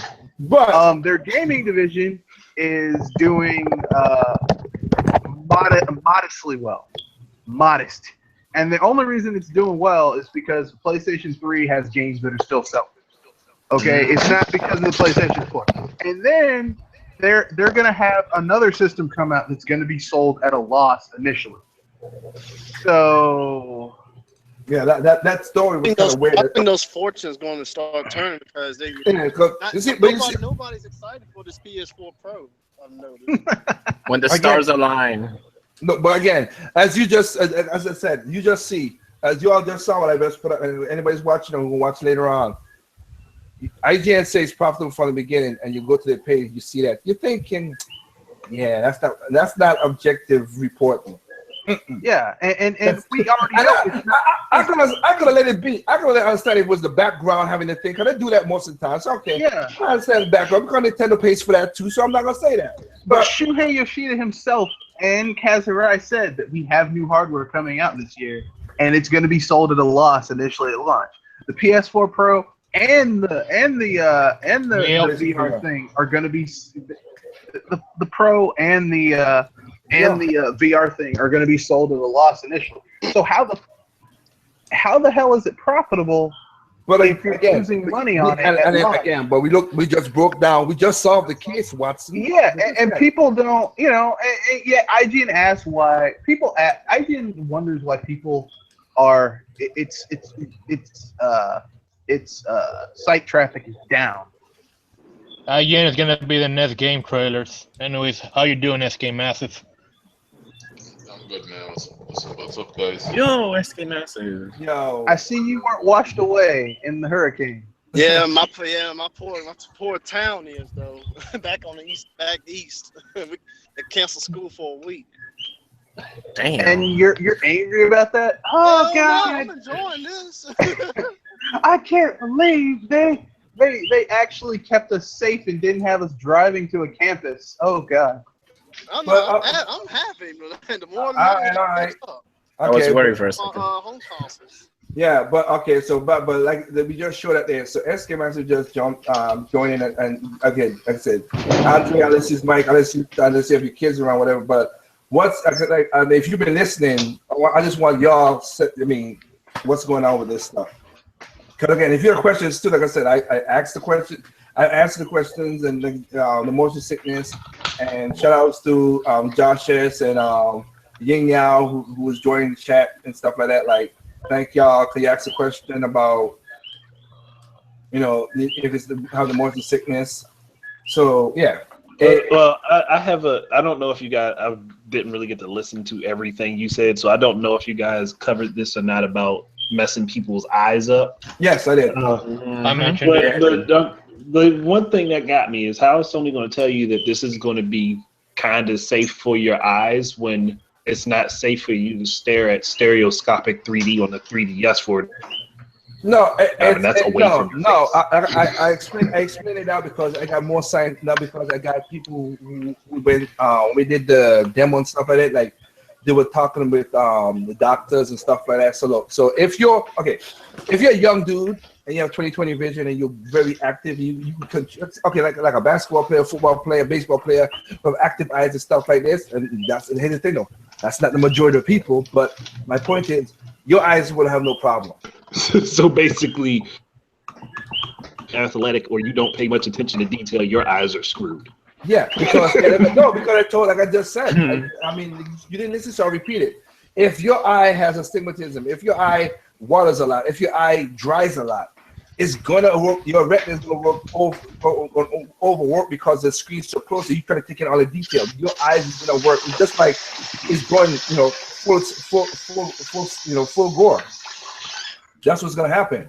So it's going to mess up your eyes because you have to stop every couple of seconds to rub your eyes to get the water in it, or take a cloth to wipe it off, or whatever, because it's gonna be right there. Your eyes too close. It's going. Well, then I guess then that those people that can't get that can use that 4K, use those 4K TVs then. Yeah, I know, right? But then again, you take that's one set. Then you have people who have glasses issues. I told you already. For some people out there who have glasses issues, or if you have nearsighted, farsighted, it's gonna be a problem. If you have glass issues, you have contacts, okay. But if you have glass issues, that's the next thing. And it depends on what. Excuse me. It depends on what of the three that I tried. I tried all three: Oculus Rift, HD Vive, and the PlayStation VR. And The PlayStation Oculus, the HD Vive is the least practical out of anything. You need at least a 14 by 14 room to use that thing. See, they make space that you have to dedicate. You have to dedicate the space. And in most people's houses, that's your living room. That's not your bedroom. Hell no. You know what the VR sounds like? VR sounds exactly like it was in the early 80s between Betamax, VHS, and Laserdisc. You've got the VCR. I don't know who the VCR is. I would say the PlayStation, but it might not do well. And then you got Betamax, and I mean Betamax would probably be the Vive. And then maybe Oculus Rift. I mean, I know because you got to say power and fidelity because the Betamax and data discs were more better than VHS. But but VHS won because it was cheaper. It's cheap. And but it's the opposite here. That's why I say it's harder because the PlayStation VR is basically the game. It's not going to do so any other format than gaming. Oculus Rift, as we just talked about, Red, is more versatile. It's going to be more versatile to use anything. And again, the Vive is going to be a problem because there's no application right now of you sitting down and enjoying it. You have to be up and about and moving. So if you got back problems, if you got leg problems, if you're handicapped, all that is you're screwed. If you're fat. Oh God! Wow, that's kind of rough right there. If you're fat, but no, that's just the problem. And again, make sure and the HD Vive, of course, it has 7 plugs. So you got to plug them in different wall setups. So you better have your plug set up. You better have your surge protectors on. You got to do a lot of stuff. That's the most practical one. That's going to be a high. Ooh.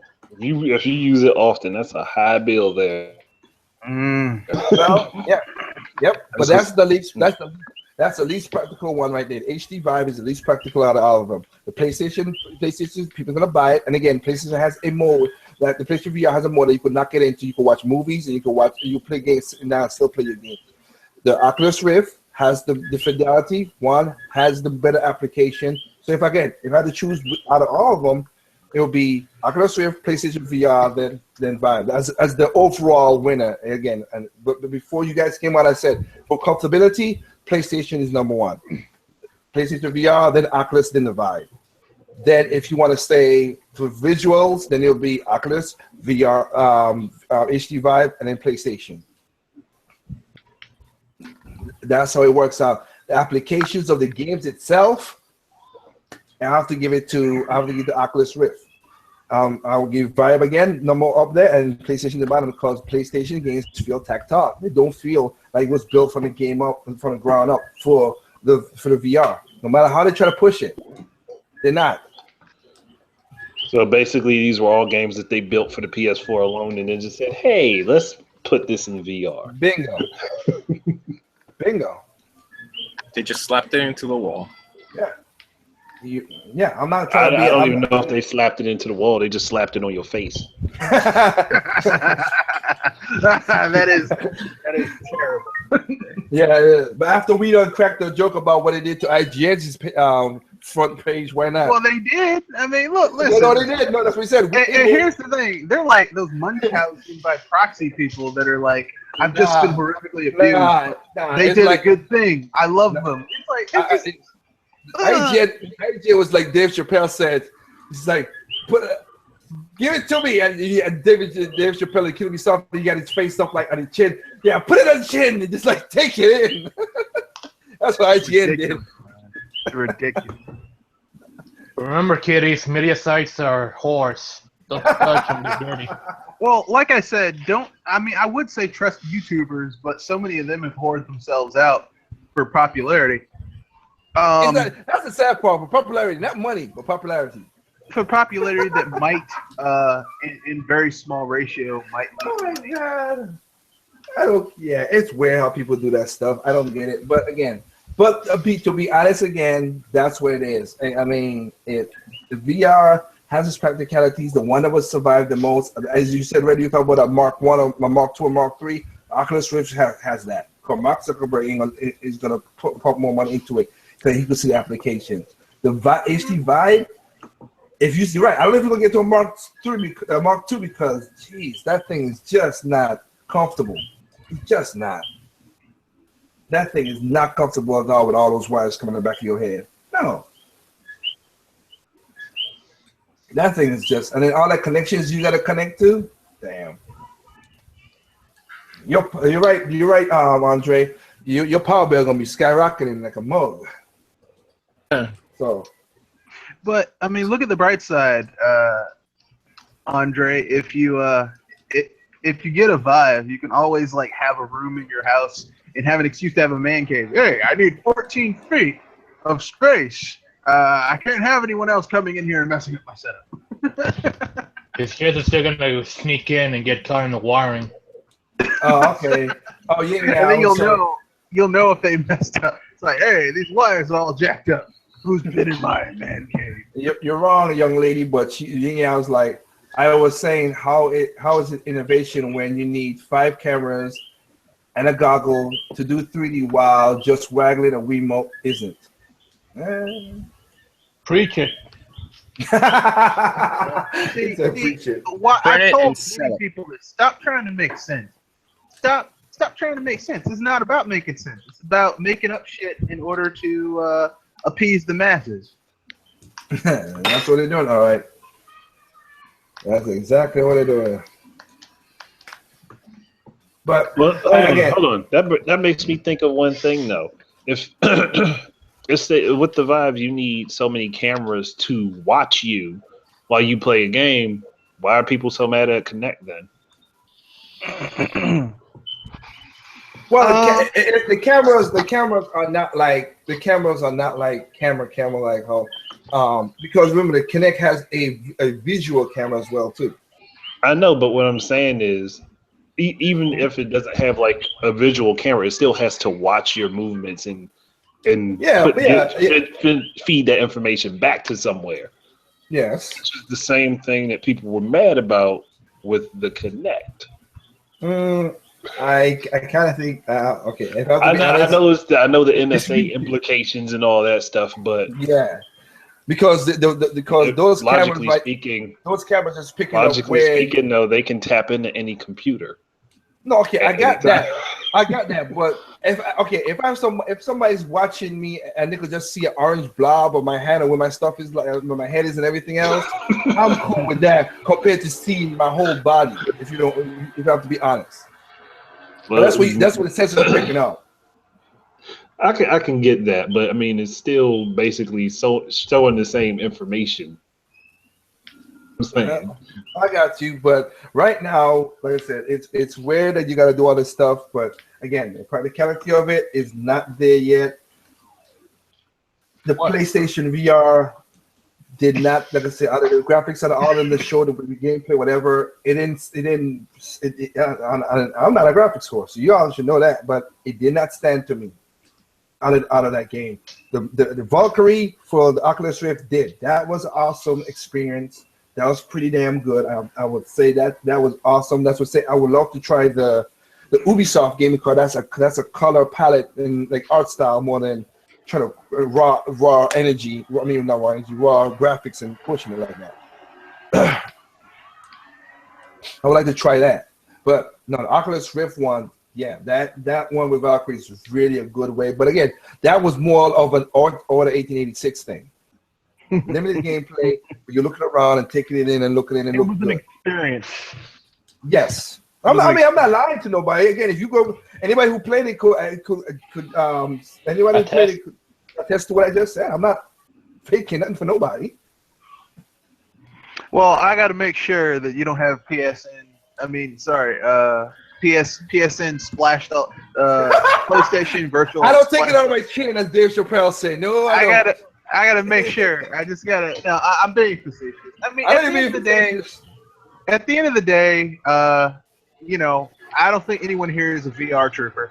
I don't care. I don't care what games people play as long as they're enjoying it.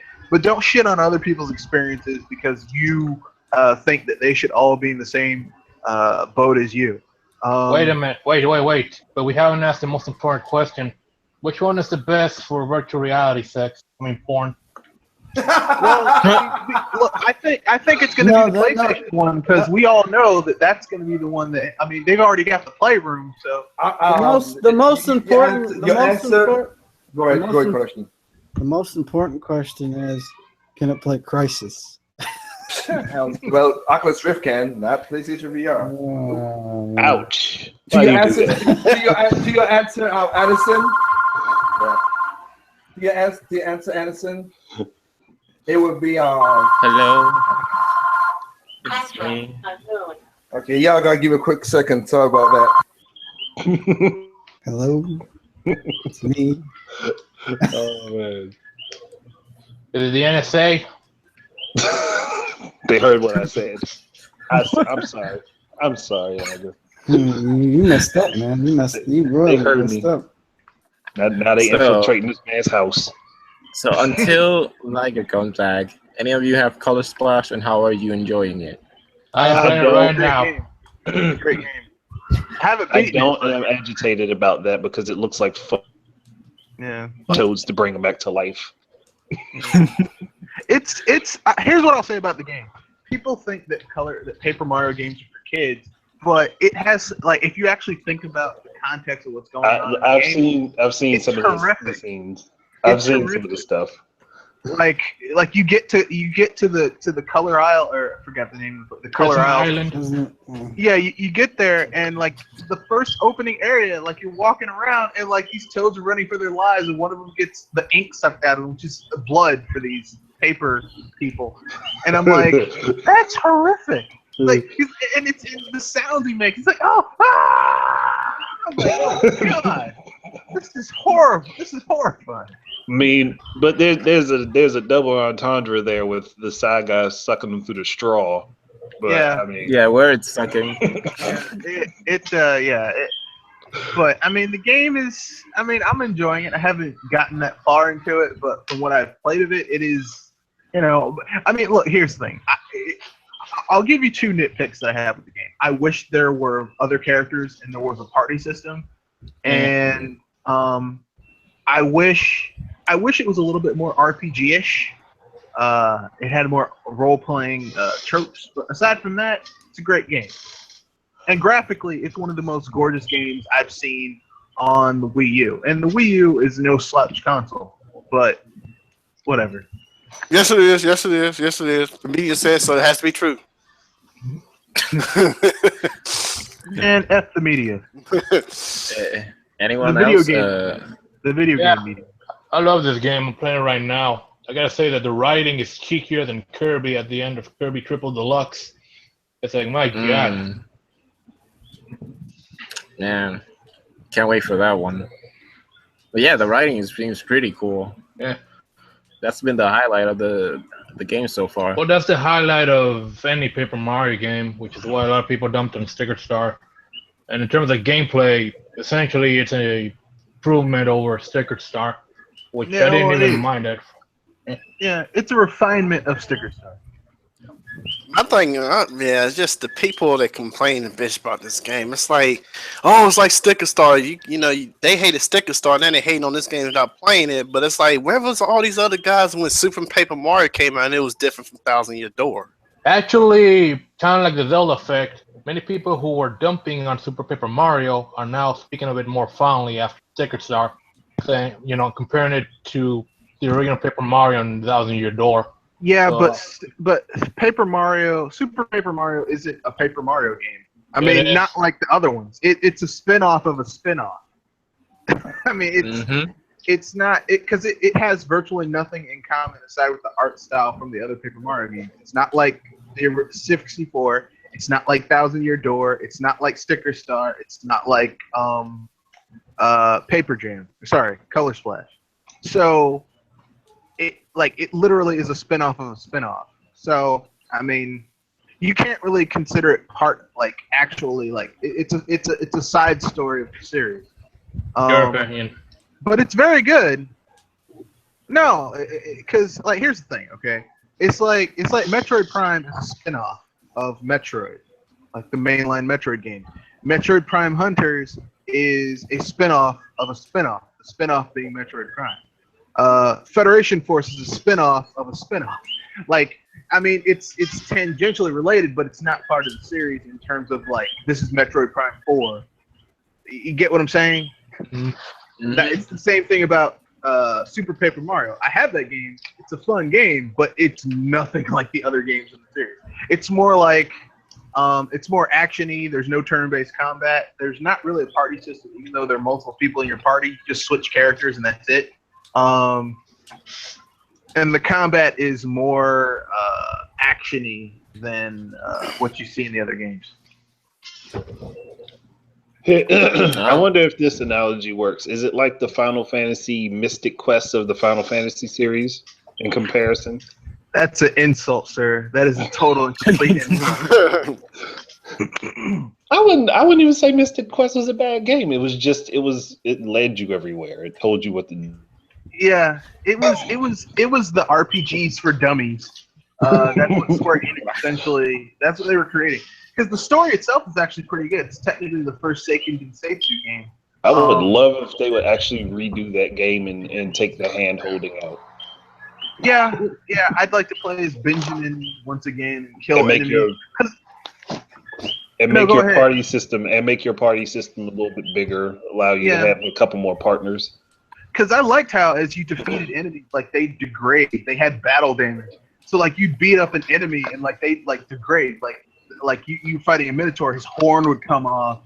Or you're fighting a dragon, like he'd start looking raggedy towards the end of his life. I mean, that was cool. Instead of looking like he's 100% when he only got one hit point left. Exactly. So, I mean, Mystic Quest had some cool things, and the whole action portion where you could like do actions outside of combat. I mean, it had some cool ideas, but I mean, I think Square Enix kind of like they felt, well, we think that for a new audience, RPGs are too complex, which was kind of stupid because of like the year before they released Final Fantasy 4. And that game is not. That is not simple. That is not a simple game at all. Yeah. I guess they saw Final Fantasy 5 and thought, "Oh man, this is gonna be too difficult." Well, they gave us Mystic Quest instead. It had a class system, and I'm like, but we've had class systems before in RPGs. In the matter of fact, in the first Final Fantasy, when you create your party, it's a class system. I don't. Makes no sense. You really want to know the real insult about that game, though, is in Japan it's called Final Fantasy USA. Yeah, that is. So basically, it's like Mario Bros. 2 and Doki Doki Panic, basically. Yeah, so they got Super Mario 2 over there is Super Mario USA. So it's like. Although I will say this, Doki Doki Planet is better than Super Mario the Lost Levels. I'm sorry, it's better than the Lost Levels because the Lost Levels literally is just a is the first Super Mario Brothers Troll Edition with like official Kaizo. Yeah, it's basically the very first Kaizo Mario. That's basically what it is. I do like Super Mario 2 better than the Lost Levels, like because except it's official. And people always like the trope people. Oh, well, I'm tired of having to rescue Princess Peach. Princess Peach is not even kidnapped in that damn game. She's up there. As a matter of fact, she's like the best character to beat the game with because she can fly. Well, hover for short periods of time. I'd say between her and Luigi, because playing with Toad and Mario, it was like, nah. Dude, Toad in World 4, my God. Toad was good. I think Toad was slightly faster than everybody, but that was about. Yeah, but his jump shot. Basically, playing as Toad is the hard mode of the game. He was the fastest character. Like they all had stats. Like Toad was the fastest. Plus, when it came to picking up enemies, he had the fastest. He had the quickest animation. He had the quickest animation. He was the fastest, and he could do the fastest thing. Mario was Mr. Well Balanced. Luigi had the slowest pickup, and he wasn't that fast, but his jump got him across gaps Mario couldn't even think about. And then you had Princess Peach, who she had like the slowest pickup. and her jump wasn't the highest, and she was really slow on the ground. But man, she could fly. She had Jordan ups. When she was gliding, though, she was pretty fast. Yeah, and it was great. It was just so friggin' great when she did that. Speaking of Super Mario Brothers 2, Paper Mario Color Splash makes a reference to it. It makes a reference to everything Mario has ever done. The music. Ever. Yeah, they've always done that in the Paper Mario games, I think. Yeah, Your Door even had one regarding Fire Emblem. But yeah, there's you a find point. Go ahead. No, go ahead. Sorry. There's a point where you find a Toad, you revive him, and he mentioned that he had a nightmare. He thought that he imagined some guy named War taking over the island or something, saying, could it have been real? Yeah. That's awesome. Man, this game is awesome, and people are shitting on it. Well, fuck them. There you go. That's pretty much done that with almost every game on the Wii U, and look, as long as you enjoy a console and its games, good for you. Like, I mean, look, I'm sure there's some people who enjoy their Ouya. I can't find them. I was going to say there's probably some people who still enjoy the N-Gage right now. Yes, they enjoy the N-Gage. Nokia N-Gage. Yeah, the baby didn't like that statement. Yeah, the baby was crying. He made the baby cry by saying that. I'm sorry. I'll say something that I'm sure there are people who are still enjoying their. I mean, I'm someone who has a Virtual Boy, and I enjoy the. Like, I have like 8 games for it, and only 3 of them are any good. But those 3 games I really enjoy when I play them sometimes. So. Does one of those games happen to be the Wario Land? Yes, the Wario Land is actually pretty good. They should release that on 3DS. Yeah, they should. They really should. But I mean, it's Nintendo. Nintendo doesn't like to admit their failures. They like to run away with them. And luckily for us, they can't admit that the Wii U is a failure because they've made money on it, but it's not as successful as it should have been. So they're kind of like trying to distance themselves away from it, which isn't cool, but whatever. Don't see that, but okay. Didn't they say they were gonna cancel? Like, didn't they say they were done producing the Wii U? Like a few months back, like a couple weeks back, there was news. Well, someone reported it. But they never said it themselves. So, yeah, Nintendo never said anything. Nintendo never came out specifically and said anything. So yeah, like I don't listen when people say things if it's not coming from them themselves, because who would know more about how they're allocating their resources than Nintendo themselves? Like, wait a minute. It could turn out that the NX is just their next handheld. That's it. I don't know. Like, here's the thing: I don't know what the NX is. And they're like, the people who do know aren't saying anything. So I get tired of the speculation because we have no information. Like people have been talking about specs. I'm like, how the fuck do you know specs? Well, I'm like your information is very suspect. All I know is the NX is going to be a big disappointment to many, and they're going to go apeshit. They're going to go to Nintendo HQ and burn it to the ground because this was supposed to be second coming of Jesus or the second coming of the Super Nintendo. They're gonna go ahead and do Nintendo. If they're gonna get Nintendo, they might as well get Sega because they right across the street. So yeah. No. If you're gonna burn down some places, here's 3 places to hit before you hit Nintendo: EA, Activision, Sega, Capcom, Konami. Let's see, who else can needs to get a little rectification? Did they mention Ubisoft? Slightly Mad. Oh yeah. Studios. Ubi-Shaft. You can hit Ubi-Shaft or Ubi-Shit, as I like to call them. Say Activision. Yeah, I already said Activision was one of the first ones. Square Enix. Ubisoft. Okay, the console side of Square Enix anyways. Did any of you get the Beyond Good and Evil?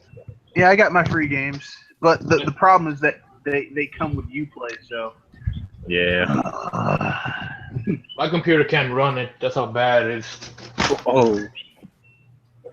Like, to hell with Uplay. I hate Uplay. Yeah, why does Uplay exist? Because the reason Because everyone wants is their using own money is because DRM of piracy.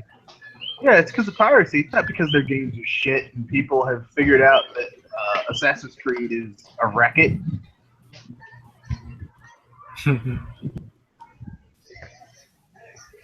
Yeah, it's like Was someone it's playing like- Super Mario RPG earlier? I'm playing it right Playing now. No. I'm playing Call of Splash, so Just playing what? I guess that's the main question. I'm playing Super Mario RPG Armageddon. That's a RPG. One of hack. those hard ass ROM hacks. Yeah. Yep. Okay, It's not but bad. I mean, added the new spells and stuff. That's pretty cool. But Yeah. Is Interesting. it a new story? Because if it's a new story, I'll download it. No, like, they but got, that- like Princess Peach is like the white mage. I think she can learn like holy or something. yeah, Oh, shit. That's pretty. Yeah. That's dope. I ain't gonna. yeah, it's like Peach. Like Peach is overpowered in this version because she kind of can do both defensive magic and offensive magic, but Peach kind of needs a buff for this version because this game is. You have to grind. If you enjoy grinding a lot, then you know this is the hack for you. Man, I'm doing that with the bravery games.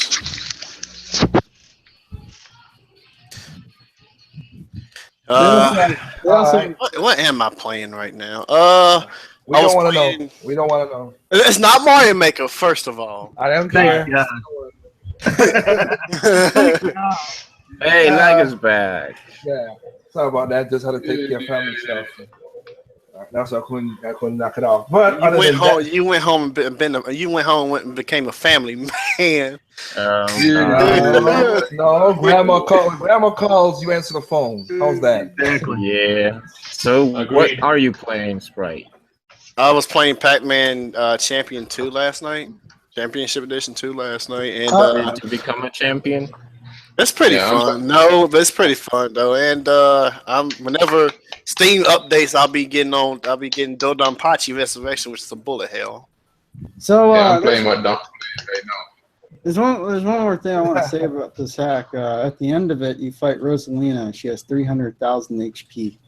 Yeah. Okay, no, I'm getting it. That's fan service. I'm sorry. Well, that makes sense. 'cause She's fucking everywhere. No, she's I'm God. getting it. That totally makes sense because she's the god of the Mario universe. So yeah, it makes sense. Yeah. Nah, I like the boss before that though. I seen some YouTube videos. They got freaking Terra from Final Fantasy VI. Okay. Yeah, Sarah, Shion from Kingdom Hearts. If you're in, in the. Never mind. I'm not downloading. What happened?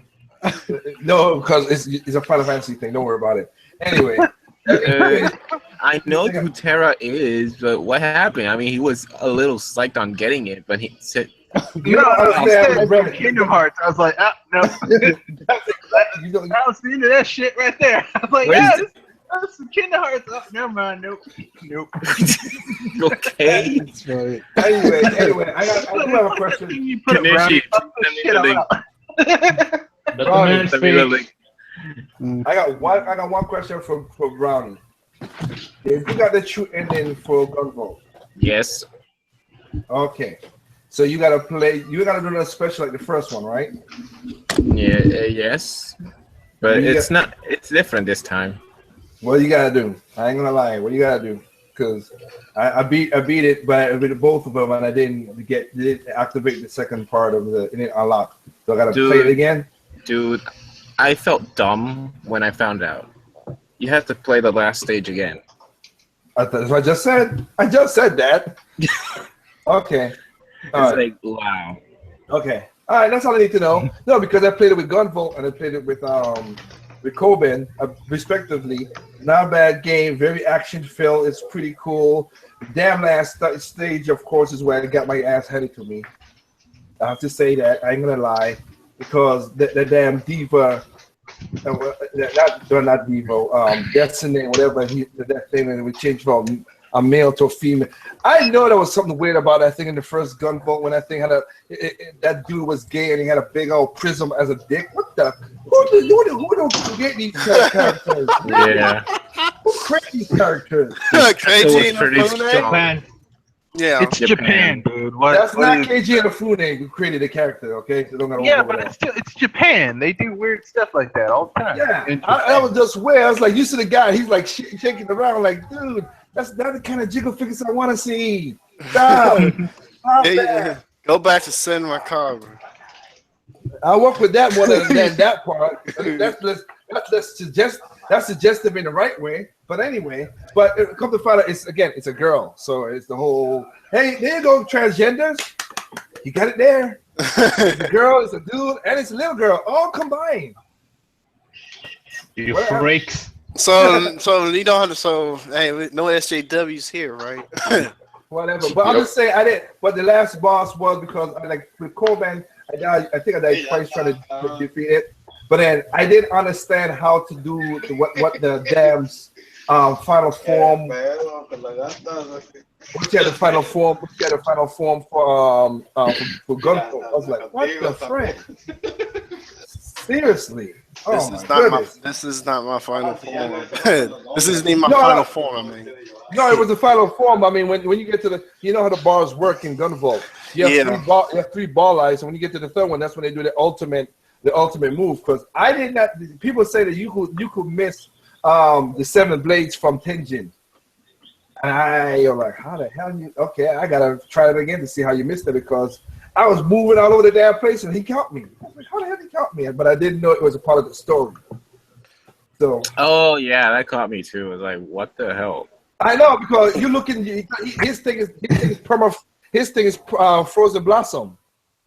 That's his mega move. So I was like, okay. When I heard him say 7 blades, I'm like, wait, what? Wait a Where's minute. it coming from? Wait, Where's it coming from?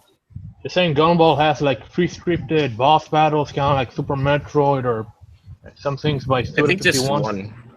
It looks Just one, I think. Yeah, I just did not see it. I just did not see like he said there right now. So I'm spoiling for anybody out there. Hell, whatever. I don't care. It's still a good game, trust me. But again, at the end, when you have when you have to fight the 2 people and they go into what do you call it?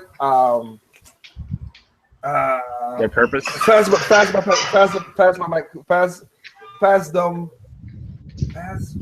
Phasmophorium, whatever it is, when they put them dancing and they do the same power moves at the same time, upside down, you're like, oh my goodness. That's why I got hurt. The hell is that shit? Yeah. That's not fair. That's not from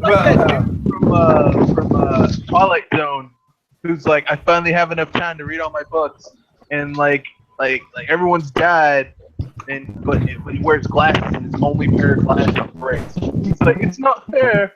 It's not fair. Yeah. That's what it is. But I mean, like I said, I just wanted to be so I could do that tonight and really get the ending of Gunvolt. I mean, like I said, it's enjoyable. I like the system, and I'm sorry again. I've played Mighty Gunvolt, Mighty Number 9. It's like Red said, it's all right. Not saying it's a bad game, but it's bad. But Copen works way better than that. Yeah. Yes, he does. Yeah. Copen is way better than dash lock on and dash lock on. Even though it's a little bit piece supposed to absorb. Man, shoot the damn thing, man. What you said, SK? No, I'm playing something, man. The damn guys are not helping me, man.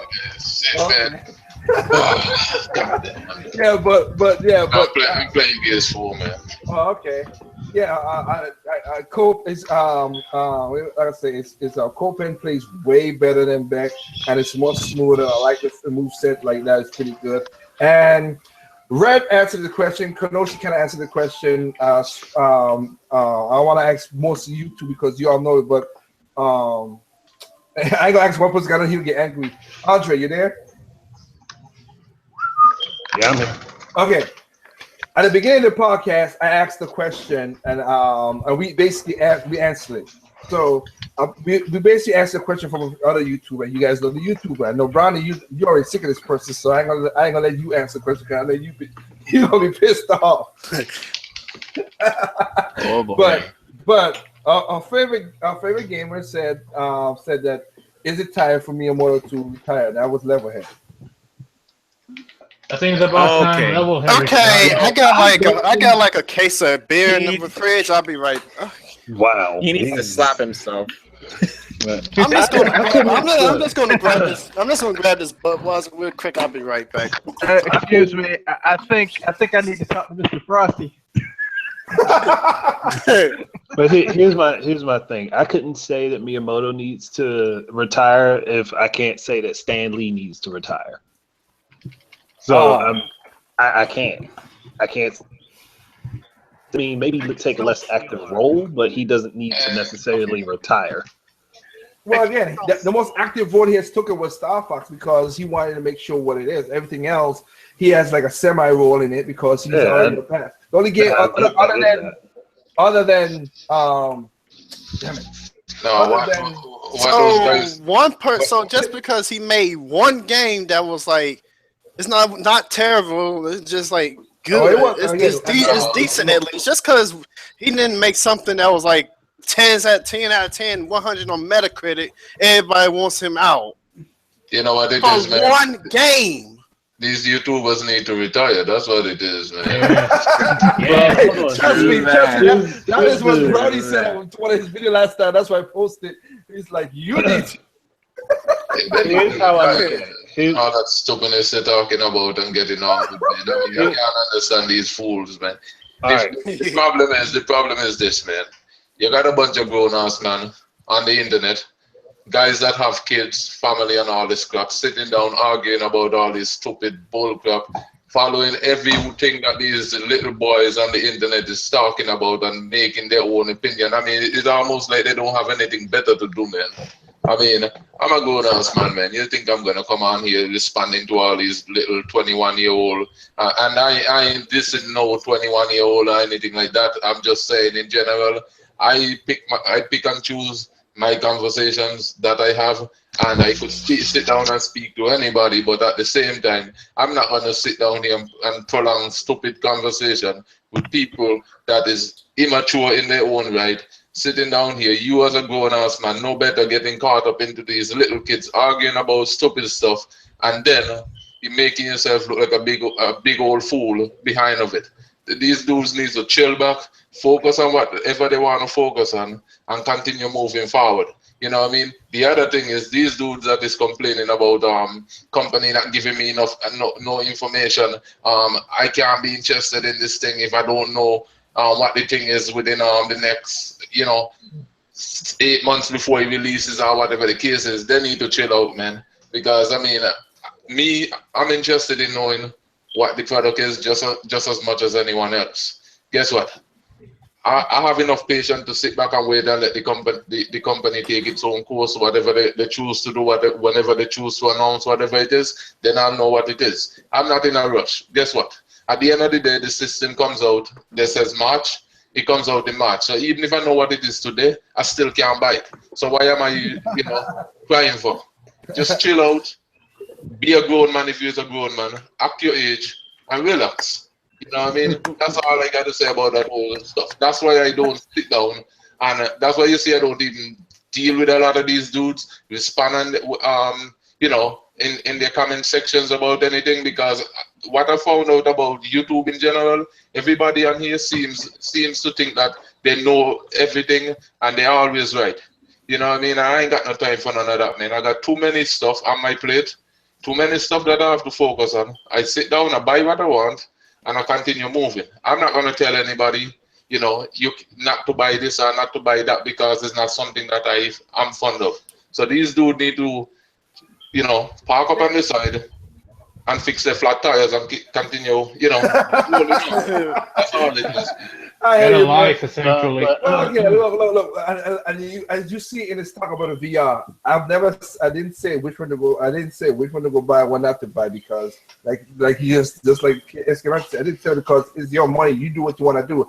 I just gave you an objective opinion of what each of these sets, which are the top end sets, can do for you.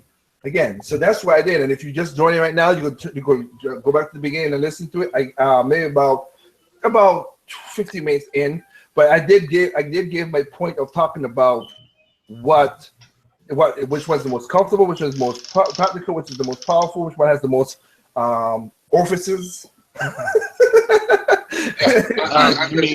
You mean what requires the most orifices? Guess what? I have a machine that could play any one of these VR crap. But guess what? I have no interest in that stuff. I'm not going to even comment about it. It's not something I'm interested in. So guess what? I'm not going to talk about it. Stop hating. Stop hating. I saw your video card. It says VR ready. You're ready for it, man. Yeah, I'm ready. That's what the chip said. Look, I'm not ready for VR. I'm ready for AR. And guess what? Yeah. Guess what? I'm just ready for. What I'm ready for is for these dudes to just chill out with the stupidness, man. That's all it is. That ain't never gonna happen. Going back to Miyamoto possibly retiring. If people are worried about Star Fox Zero, and that's the only thing that they're worried about, then I would say look no further than the next Legend of Zelda game, which apparently he had heavy influence on. But nobody wants to point that out and say, oh, Miyamoto had heavy influence on this game that everybody loved all of a sudden. No, because that is something good. And then the flip side of that, Go ahead. What was a developer that came out with one game that didn't review well, and then they decided that they were going to threaten people and threaten to take away ad revenue because game sites didn't review that game very well? Was it a PC game? No, it's a PS4 exclusive. Oh, you mean it's Order exclusive? Order 1886, Ready at Dawn. Oh yeah. Okay, now. Oh wow, yeah. People saying, "Oh, Ready at Dawn needs to be disbanded because they made one game that a bunch of people didn't like." So why are we saying that a person that is legendary in the industry and still has heavy influence in the industry needs to retire when they have made one game out of roughly well over 100 some odd games that people didn't like? But question is though, people it didn't sell that much. But here's the thing, though. This is why I asked the question. I said with Star Fox, the game wasn't broken.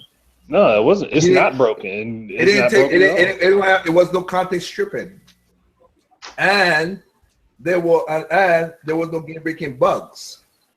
So, how about we go with? I'd rather have that standard, if you don't mind, than the other ones.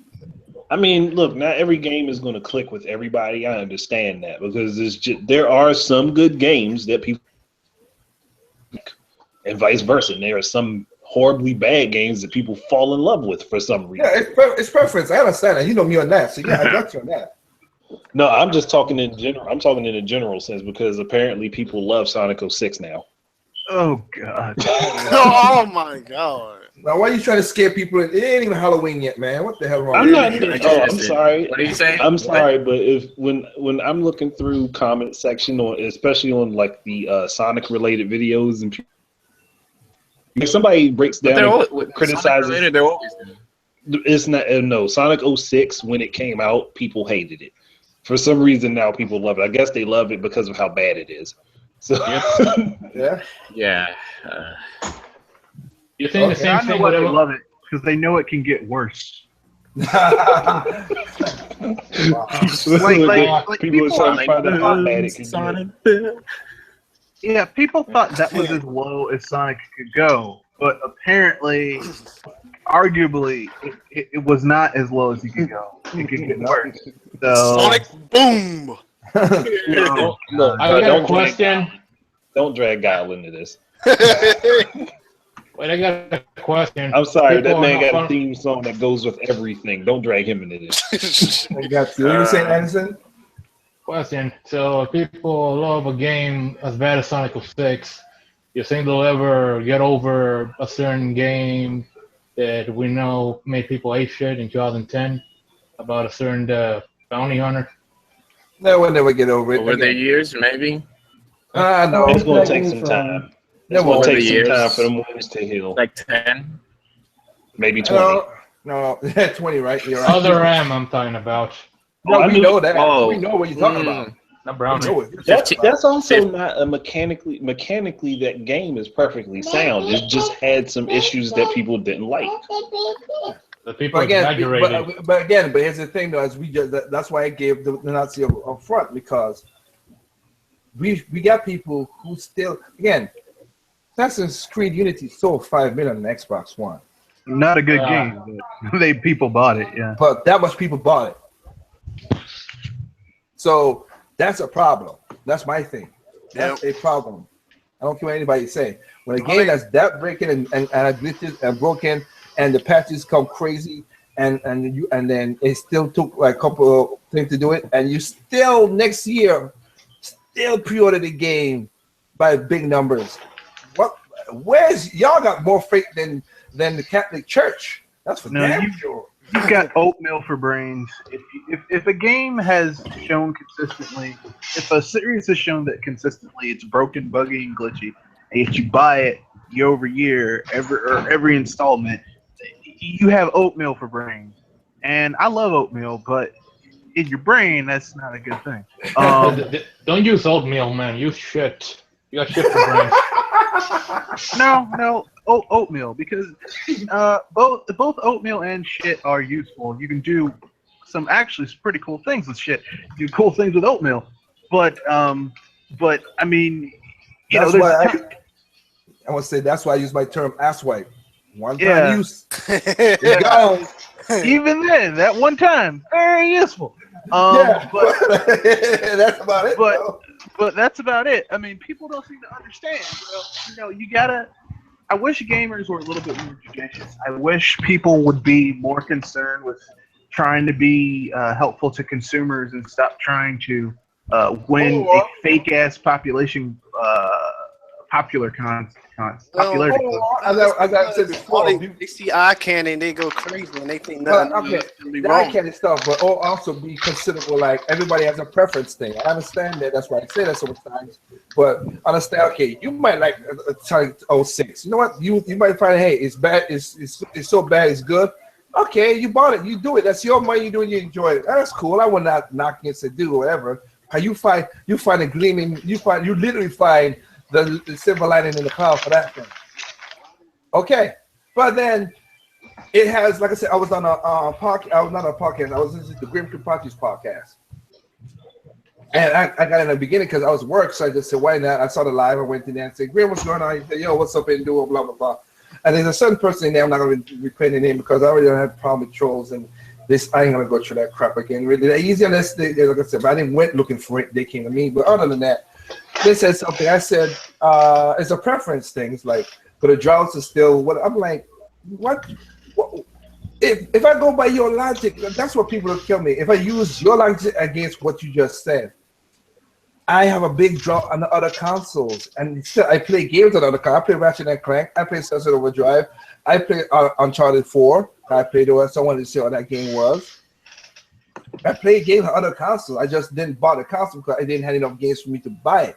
I never said on my child the PlayStation 4 and the Xbox One are horrible consoles. I just said they don't have the software that interests me. That's all it is. And when I gave my objective review on VR right now, I didn't say go buy this. I tell you which one would be the most objectively, which one will go beyond the scope, which will be the Oculus, because of the money, the money and what that and the power and how this was developed. That thing has the money behind it. It has the man hours and the time behind it that it could be used for more stuff other than gaming. So that's the better one to go with. To go on further, not to buy it, but go on further. PlayStation VR, right now, the games are too tacked on. Not saying that it might not be a good game. I did not play the Batman VR game, and I did not play the Resident Evil VR game. I'm just saying, I didn't play that. Resident Evil isn't just going to be VR, though. Well, as far as I remember, that. No, it's not just the Resident Evil 7, which isn't even really Resident Evil. It's just Silent Hill with Resident Evil's name on it. That's not just going to be VR, if I remember right. For why they won't survive on VR alone.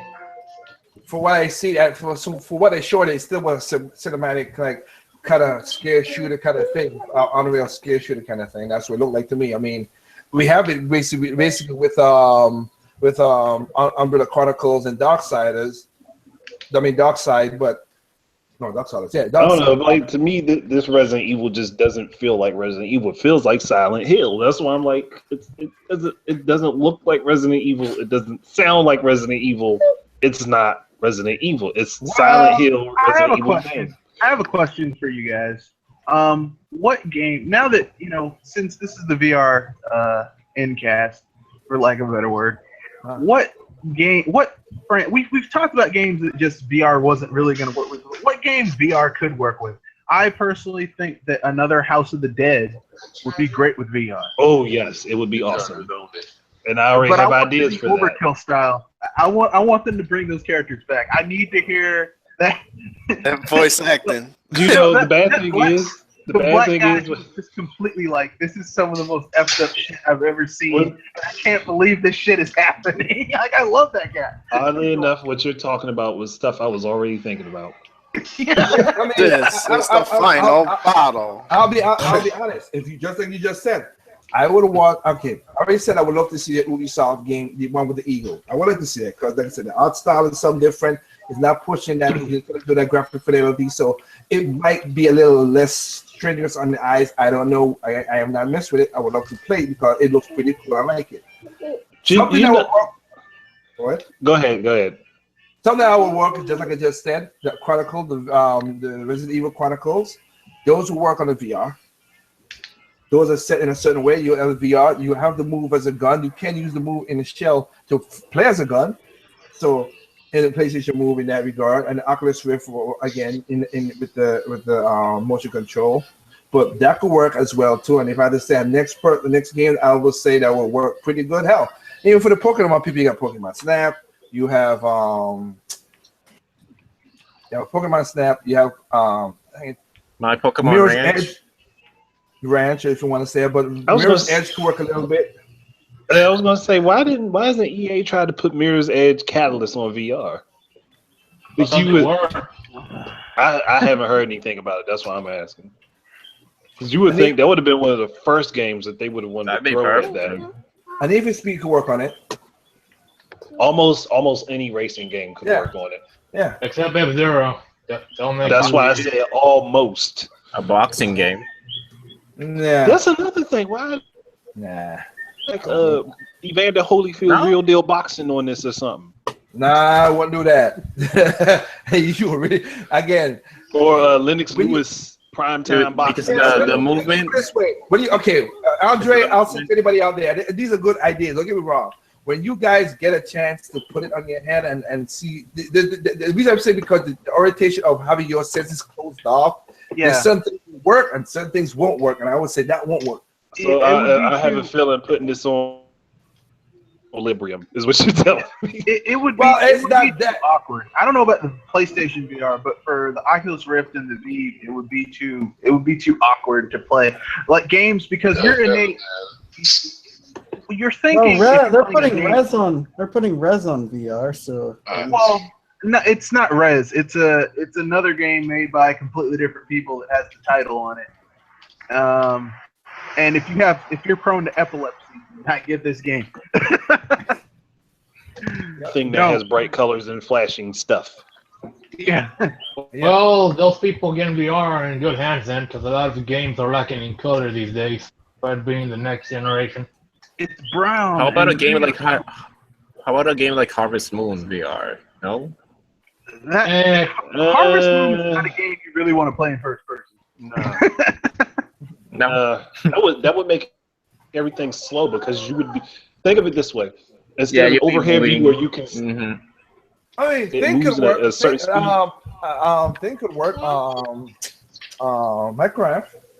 Minecraft. Yes, Minecraft could work in VR. Minecraft could work. They do that already. They're already putting it in VR, so that's and it's going to be with HoloLens, I think.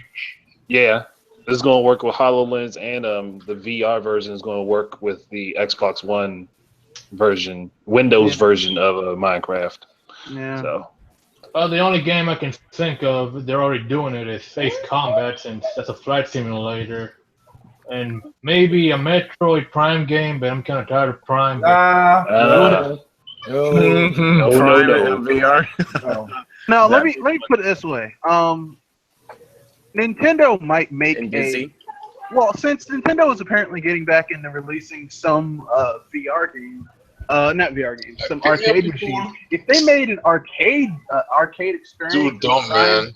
in the Prime thing with the VR headset, that actually would be really fucking cool. So, I mean, look, listen. You get to be Samus Aran. Let's say it would be an arcade machine, so you wouldn't have like the depth of a primetime Metroid Prime game. But like you basically have the headset and you go into enclosed space and you're like let's say like something like the frigate that the first Metroid Prime began with the Bottle Queen and all that type of stuff. If you had something like that going on, that'd be a really cool experience. I'd totally play that. I just brought it up because I know a lot of people who are very thirsty for a new quote-unquote proper Metroid title, and if they don't get it, they might die. Well, then die. Yeah, let's not let them get it so that they'll go away. Exactly. Yeah. Exactly. But other than that, and that's a good way to tell the truth. Thank you, Andre. That's a good way to end it on that, because to be positive, because there are some stuff that can work with the game. So I'm not denying that. Like I said, I didn't deny it. Like I said, the coolest experience I have played on that game is Valkyrie from Oculus Rift. That's the only one that made me feel that this is pretty awesome. It really is. So Choniki VR. Huh? Choniki VR. Hey, whatever you ask. But anyway, that's the only one that made me feel that game, whatever. Everything else, you feel that you could still put a control and everything. And there's one more time to reiterate what I said. Also, when the bad part about the Oculus Rift is when I was playing with the motion control, I didn't really feel the weight on my head. But when I play with the Xbox controllers, when I feel like, what the hell, I got something feel heavy on my head. I feel it. The like I said, the HD Vive is the least practical of everything. You need a space, you need a lot of power outlets, you need a lot of you got to be standing up, you got to be, all that stuff is not practical at all. So you need the space and everything. Again, most people's 14 by 14 room is like basically their an average size house. It's like it's basically like their living room. So to put it simply, even if you have enough room for a Wii, you won't have room for the HP thing. Well, no, if you didn't have enough room for Kinect, you ain't got a room for HD Vive.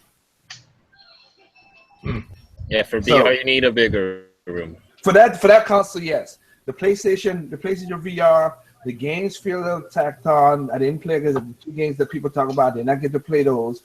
But the headset is the most comfortable out of it, the most lightest, the most comfortable out of it. And you have more power. You have more, because again, it counts with PlayStation Move, two Move ones. The eye camera, the set is about $400 for that. It's $400 for that. I do not see that thing. As popular out of the gate as IGN said, but we also debunked that whole thing. That's $400 too much, man.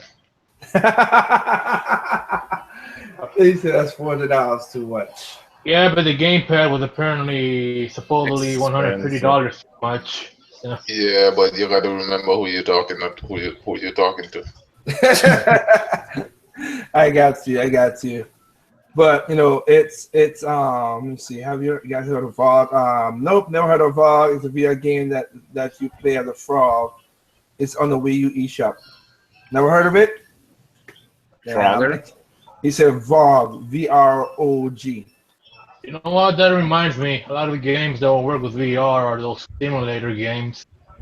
What about Star Wars VR game? They showed at E3. I didn't get a chance. Like I said, I did not get a chance to play that Wednesday 20. Like I said, the space that I played, the only one I played, I felt the game that even though it was more of a space shooter was the Valkyrie game on Oculus Rift. So yeah. So I'm gonna give you my impressions of all three systems that I played. Whatever games they allow me to, because Oculus Rift was at Oculus Rift. I got to do it at Japan, and then I went to another stuff with the HD Vive, and of course I just got messed with the PlayStation with a friend of mine who also worked with Sony like I do, and he got the PlayStation. He played the two games that comes with it. I forgot what it was, some Ridge, some whatever, and it was like wow, not good. Really don't show it up. It's not. Put it this way.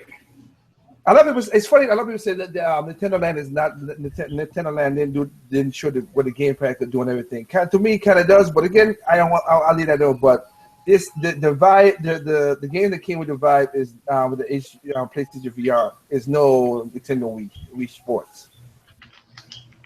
It's not even Nintendo Land, so it felt tacked on. That's what it does feel. But you gotta remember that's a Sony game, man. Well, again, if you go to IGN, it's golden, man. You are walking on cloud heaven if you got that from if you go to PlayStation, you go to IGN. Yeah, you know they get paid a lot just to say that, right? Dude, did you not see? Okay, one more time for everybody. Closing class, people. Closing class. One more time. Let's show the world out there. One more time. One more time. And again, you go to IGN right now, and you see VR plastered everywhere. There you go, SK. Yeah, well, they need to give me some money. So you got VR all over this thing. They got overpaid. Jesus.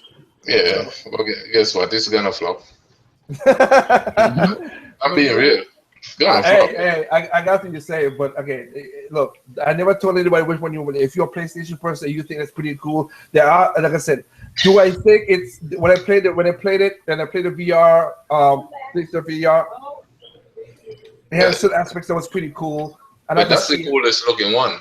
That's the coolest looking one. Is the one that's the most comfortable. But again, the games felt tacked on to me. I'm not judging to anybody else because I've seen other YouTubers out there saying this is awesome, this is the greatest thing ever. Well, that's them, and that's their opinion. You listen to them, and you see what it is. Me, it didn't felt like that. Oculus Rift felt more of the better game implemented to me, but because you're paying for that premium price of that for that thing, that's why.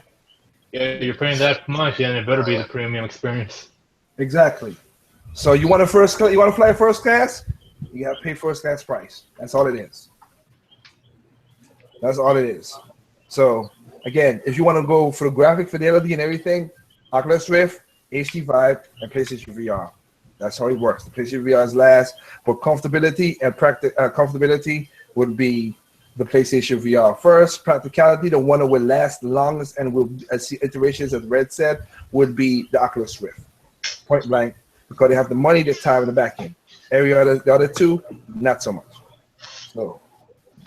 With that said, because my family called and this went longer than I thought it would have gone anyway. Hope you guys enjoy this. I'll check the comment section. You guys have any questions any more about that?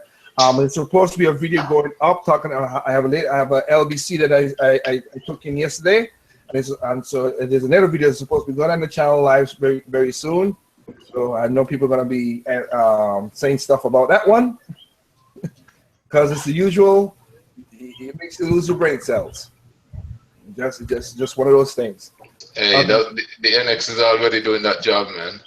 It's like, hold on. The NX is doing nothing because it has not been given to anyone yet. No, but they still got guys losing brain cells, man. But that's not the fault of the device. That's the fault of people not being patient and being idiotic. Device. Well, that's not the fault of the device. That's the fault of the name. We don't even know what the hell it is. It's a dual. It's the end dual. Right. Hey, you shut up, man. Don't be telling my secret.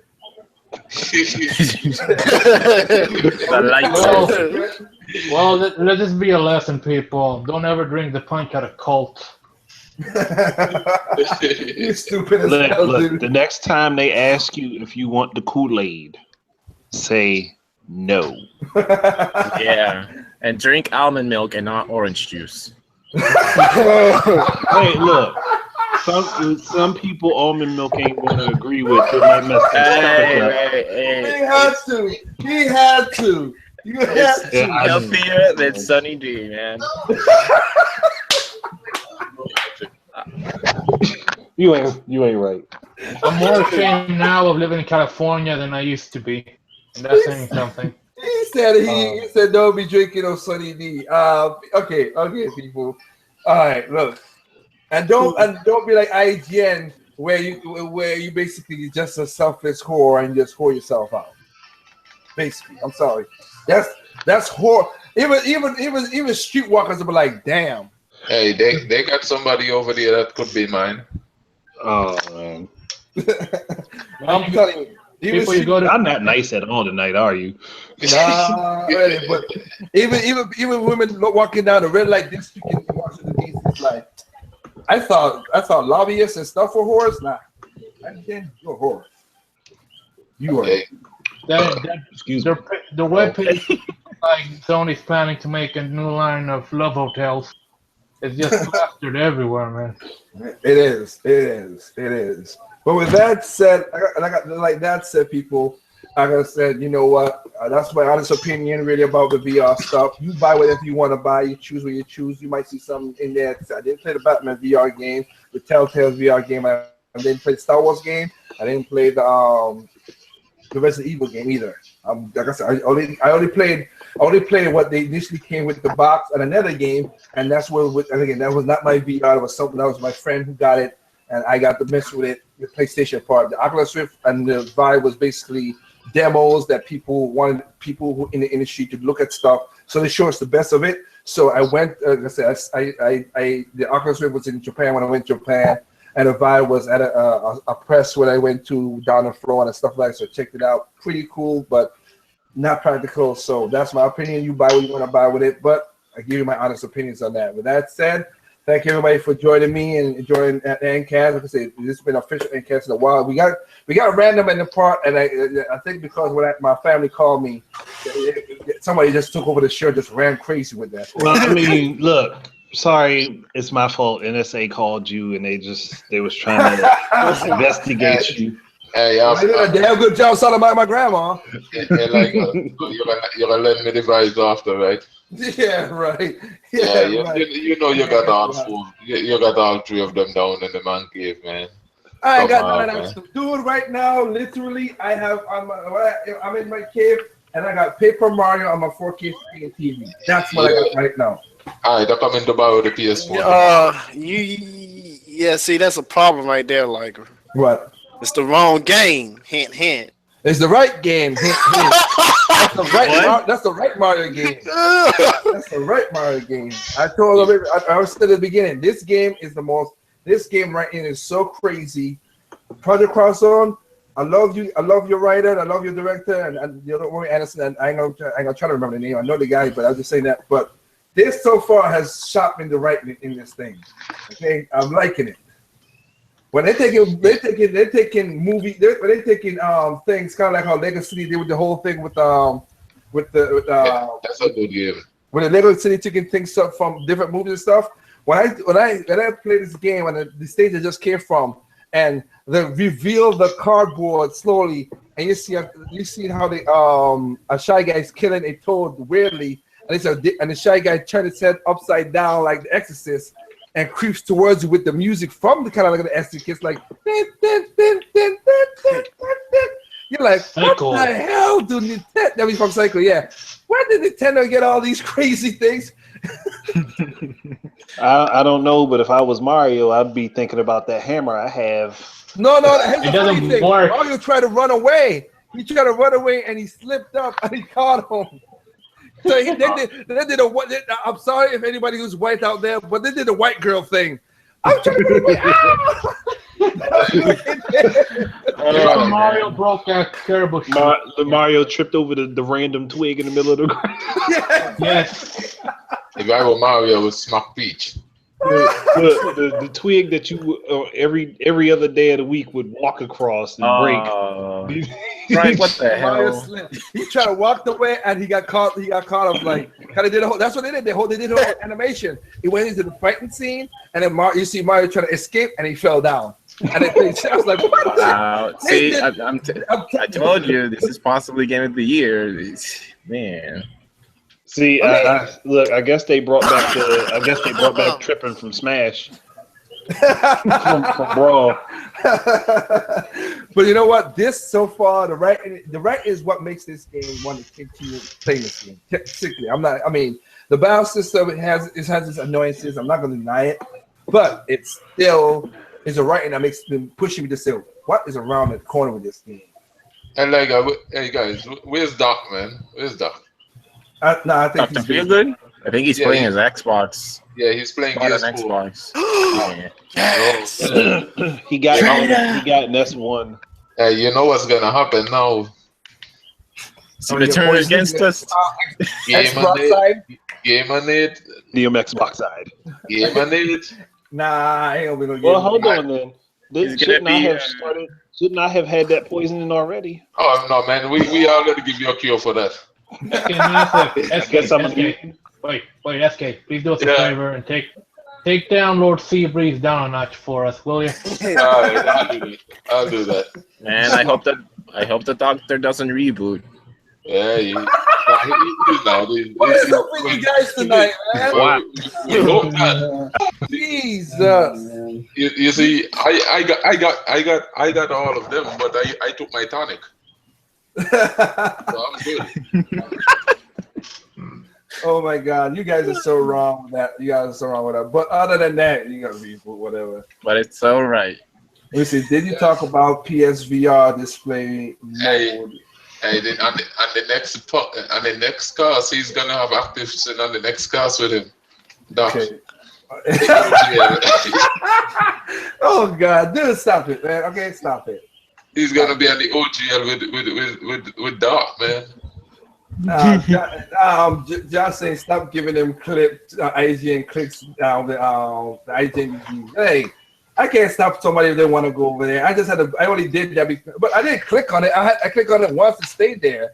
I just wanted to show people how if you can't tell me that this thing is bad or this thing is good or this is the greatest thing ever, and you got plastered all over your whole site. It's like you saying, I mean, literally, you saying Coke is the best thing, and then in your pants pocket, your shirt, your hat, even your drawers has Coke on it. Come on, man. And Well, you'd hold be on. like John Travolta on that movie where he's make this lost look. Like, is this IGN or Sony? No, see, that's the difference. Now, someone could have all of those things and have bought them, which would be obsessive. But if the company gives them to you, then I'm like, I don't know if I can trust you. This is your actual opinion. Yeah. Yeah, that's all it is. So I'm not giving them that kind of setup right there. Hey, you know what kills me, man? I'm here. I'm playing Gears of War, right? And all these people are reviewing the game and talking about how the game is so it feels like Gears of War. I mean, and all this crap, right? I don't understand that concept, man. What game was it supposed to feel like? Yeah, that's what I'm saying. I'm like, it doesn't change that much. It feels like Gears of War. And was it supposed to feel like the Order 1886? Man, was it supposed to feel like Army of Two? What was Man, it I'm supposed to telling feel like? Killzone? I don't know. And the funny thing, you know what's so funny about it is that I'm like thinking when they're talking about that, right? I'm thinking back at Uncharted 4, right? And I'm saying to myself, go ahead. They gave the game high ratings, talking about how it didn't, it didn't, like, basically they were saying it didn't went on, it keep its identity and all this stuff, right? And I'm like, man, I'm playing this Gears of War right now. I mean, I finished Uncharted 4 and everything, and I already completely forgot about that game. Actually, to be honest with you, I struggle just to finish the game because it's like a chore, man. You jump into it and you know that you're not really interested in even going any further in the game, but you just want to beat it and get it off the table. That's how I felt when I was playing it. I'm playing this game and I'm like, man, this game is so much better than that game, right? I'm playing games like, say, for example, Recall and stuff. Games are real good. And I look at the ratings of these games and I'm like, man, something is wrong with the system, man. It's like the argument that they use on some games to bring the game down, they praise other games for it. I don't understand that, man. I hear you. Well, go ahead. No, and that's why I said that something is wrong with a lot of these. The way that this YouTube community works, man, it's just weird, man. I got you. Well, to Cherry Goblin, you asked, did I talk about PlayStation VR display mode being capable to the Wii U? No, because it's not. I mean, if you talk about if you talk about the whole asymmetrical crap, no, because it's not, and they're not the first. And if you're not talking about that, and you're talking about something else that I didn't know about a view, like with a Wii U pad, I don't know, but. That got me right. You got me on that right there. Maybe you can explain more in the comment section later on. What's it? And then I started a review. Okay, so Reborn King said I started a review for Drive Club VR. The review said it made him feel blurry. What? Oh, the guy say he found it. Oh, barfy. Makes it feel barfy. He makes it feel barfy. Yeah, I mean, again, if you don't have, if your eye, like I said, the PlayStation VR has one thing I'll say too. It's not the best. That's what I said. When it comes to graphic fidelity, that's the worst one out of all three because it still has blur effects in there. It's not a crisp, clean image. Even though it has, if you look at the specs, shows out it was 19 something 1080p, but it's just not. It's not as crisp as the Oculus Rift, whatever. But it's all about the power. Hey, did you guys see that 4K game? The 4K game that the PS4 have running at 60 frames, man. Which is what movie? Nah, man, it's funny. It's like what you would call it? It's like one of those what do you call those little cars? Those little toy cars? Hot Wheels? Hot Wheel, yeah. You look like a little Hot Wheel car from the with an upside down view. You're looking at the game from over the top, like an over the top angle. They had it on Digital Foundry, man. Textures on the game is poor. When they zoom in on the game, all you're seeing is a bunch of pixels, right? But it's running at 4K and it's 60 frames per second, and those guys were like cheering it on, and I'm like, man, I start laughing, man. I'm like, man, it's so funny. It's like a Hot Wheel, like in the game. Okay. You guys should check it out, man, because I got a good laugh out of it. I got you. We'll see how that work out. So, with that said, really, like as usual, yeah. I mean, I thank Rebound King, Josh S, Cherry Goblin, Winston 20, Yin Yao, the 10 of 10, Footy Puncher. Ninja Turtle. Huh? No, I'm just playing on it. All the people who was in the chat and asking the questions, thank y'all again. If anybody listening, I hope I answer all your questions out there. Are you still live? Yeah, it's still live. God damn, my bad. Yeah, it's fine. I just thought I was trying to stop you, y'all. You keep on cutting in, so I just let it go. But I'm letting it go right now. So anyway, you know the usual thing. As Adam says, let it go. Go out there, have some ice cream, and stop being a jerk. I mean, nachos. But there's no perfect games out there. What's perfect to you is not perfect to me. It's perfect to me, not perfect to you. Simply play them games on any console and just enjoy them. Peace out. And buy this. Hey, Dr.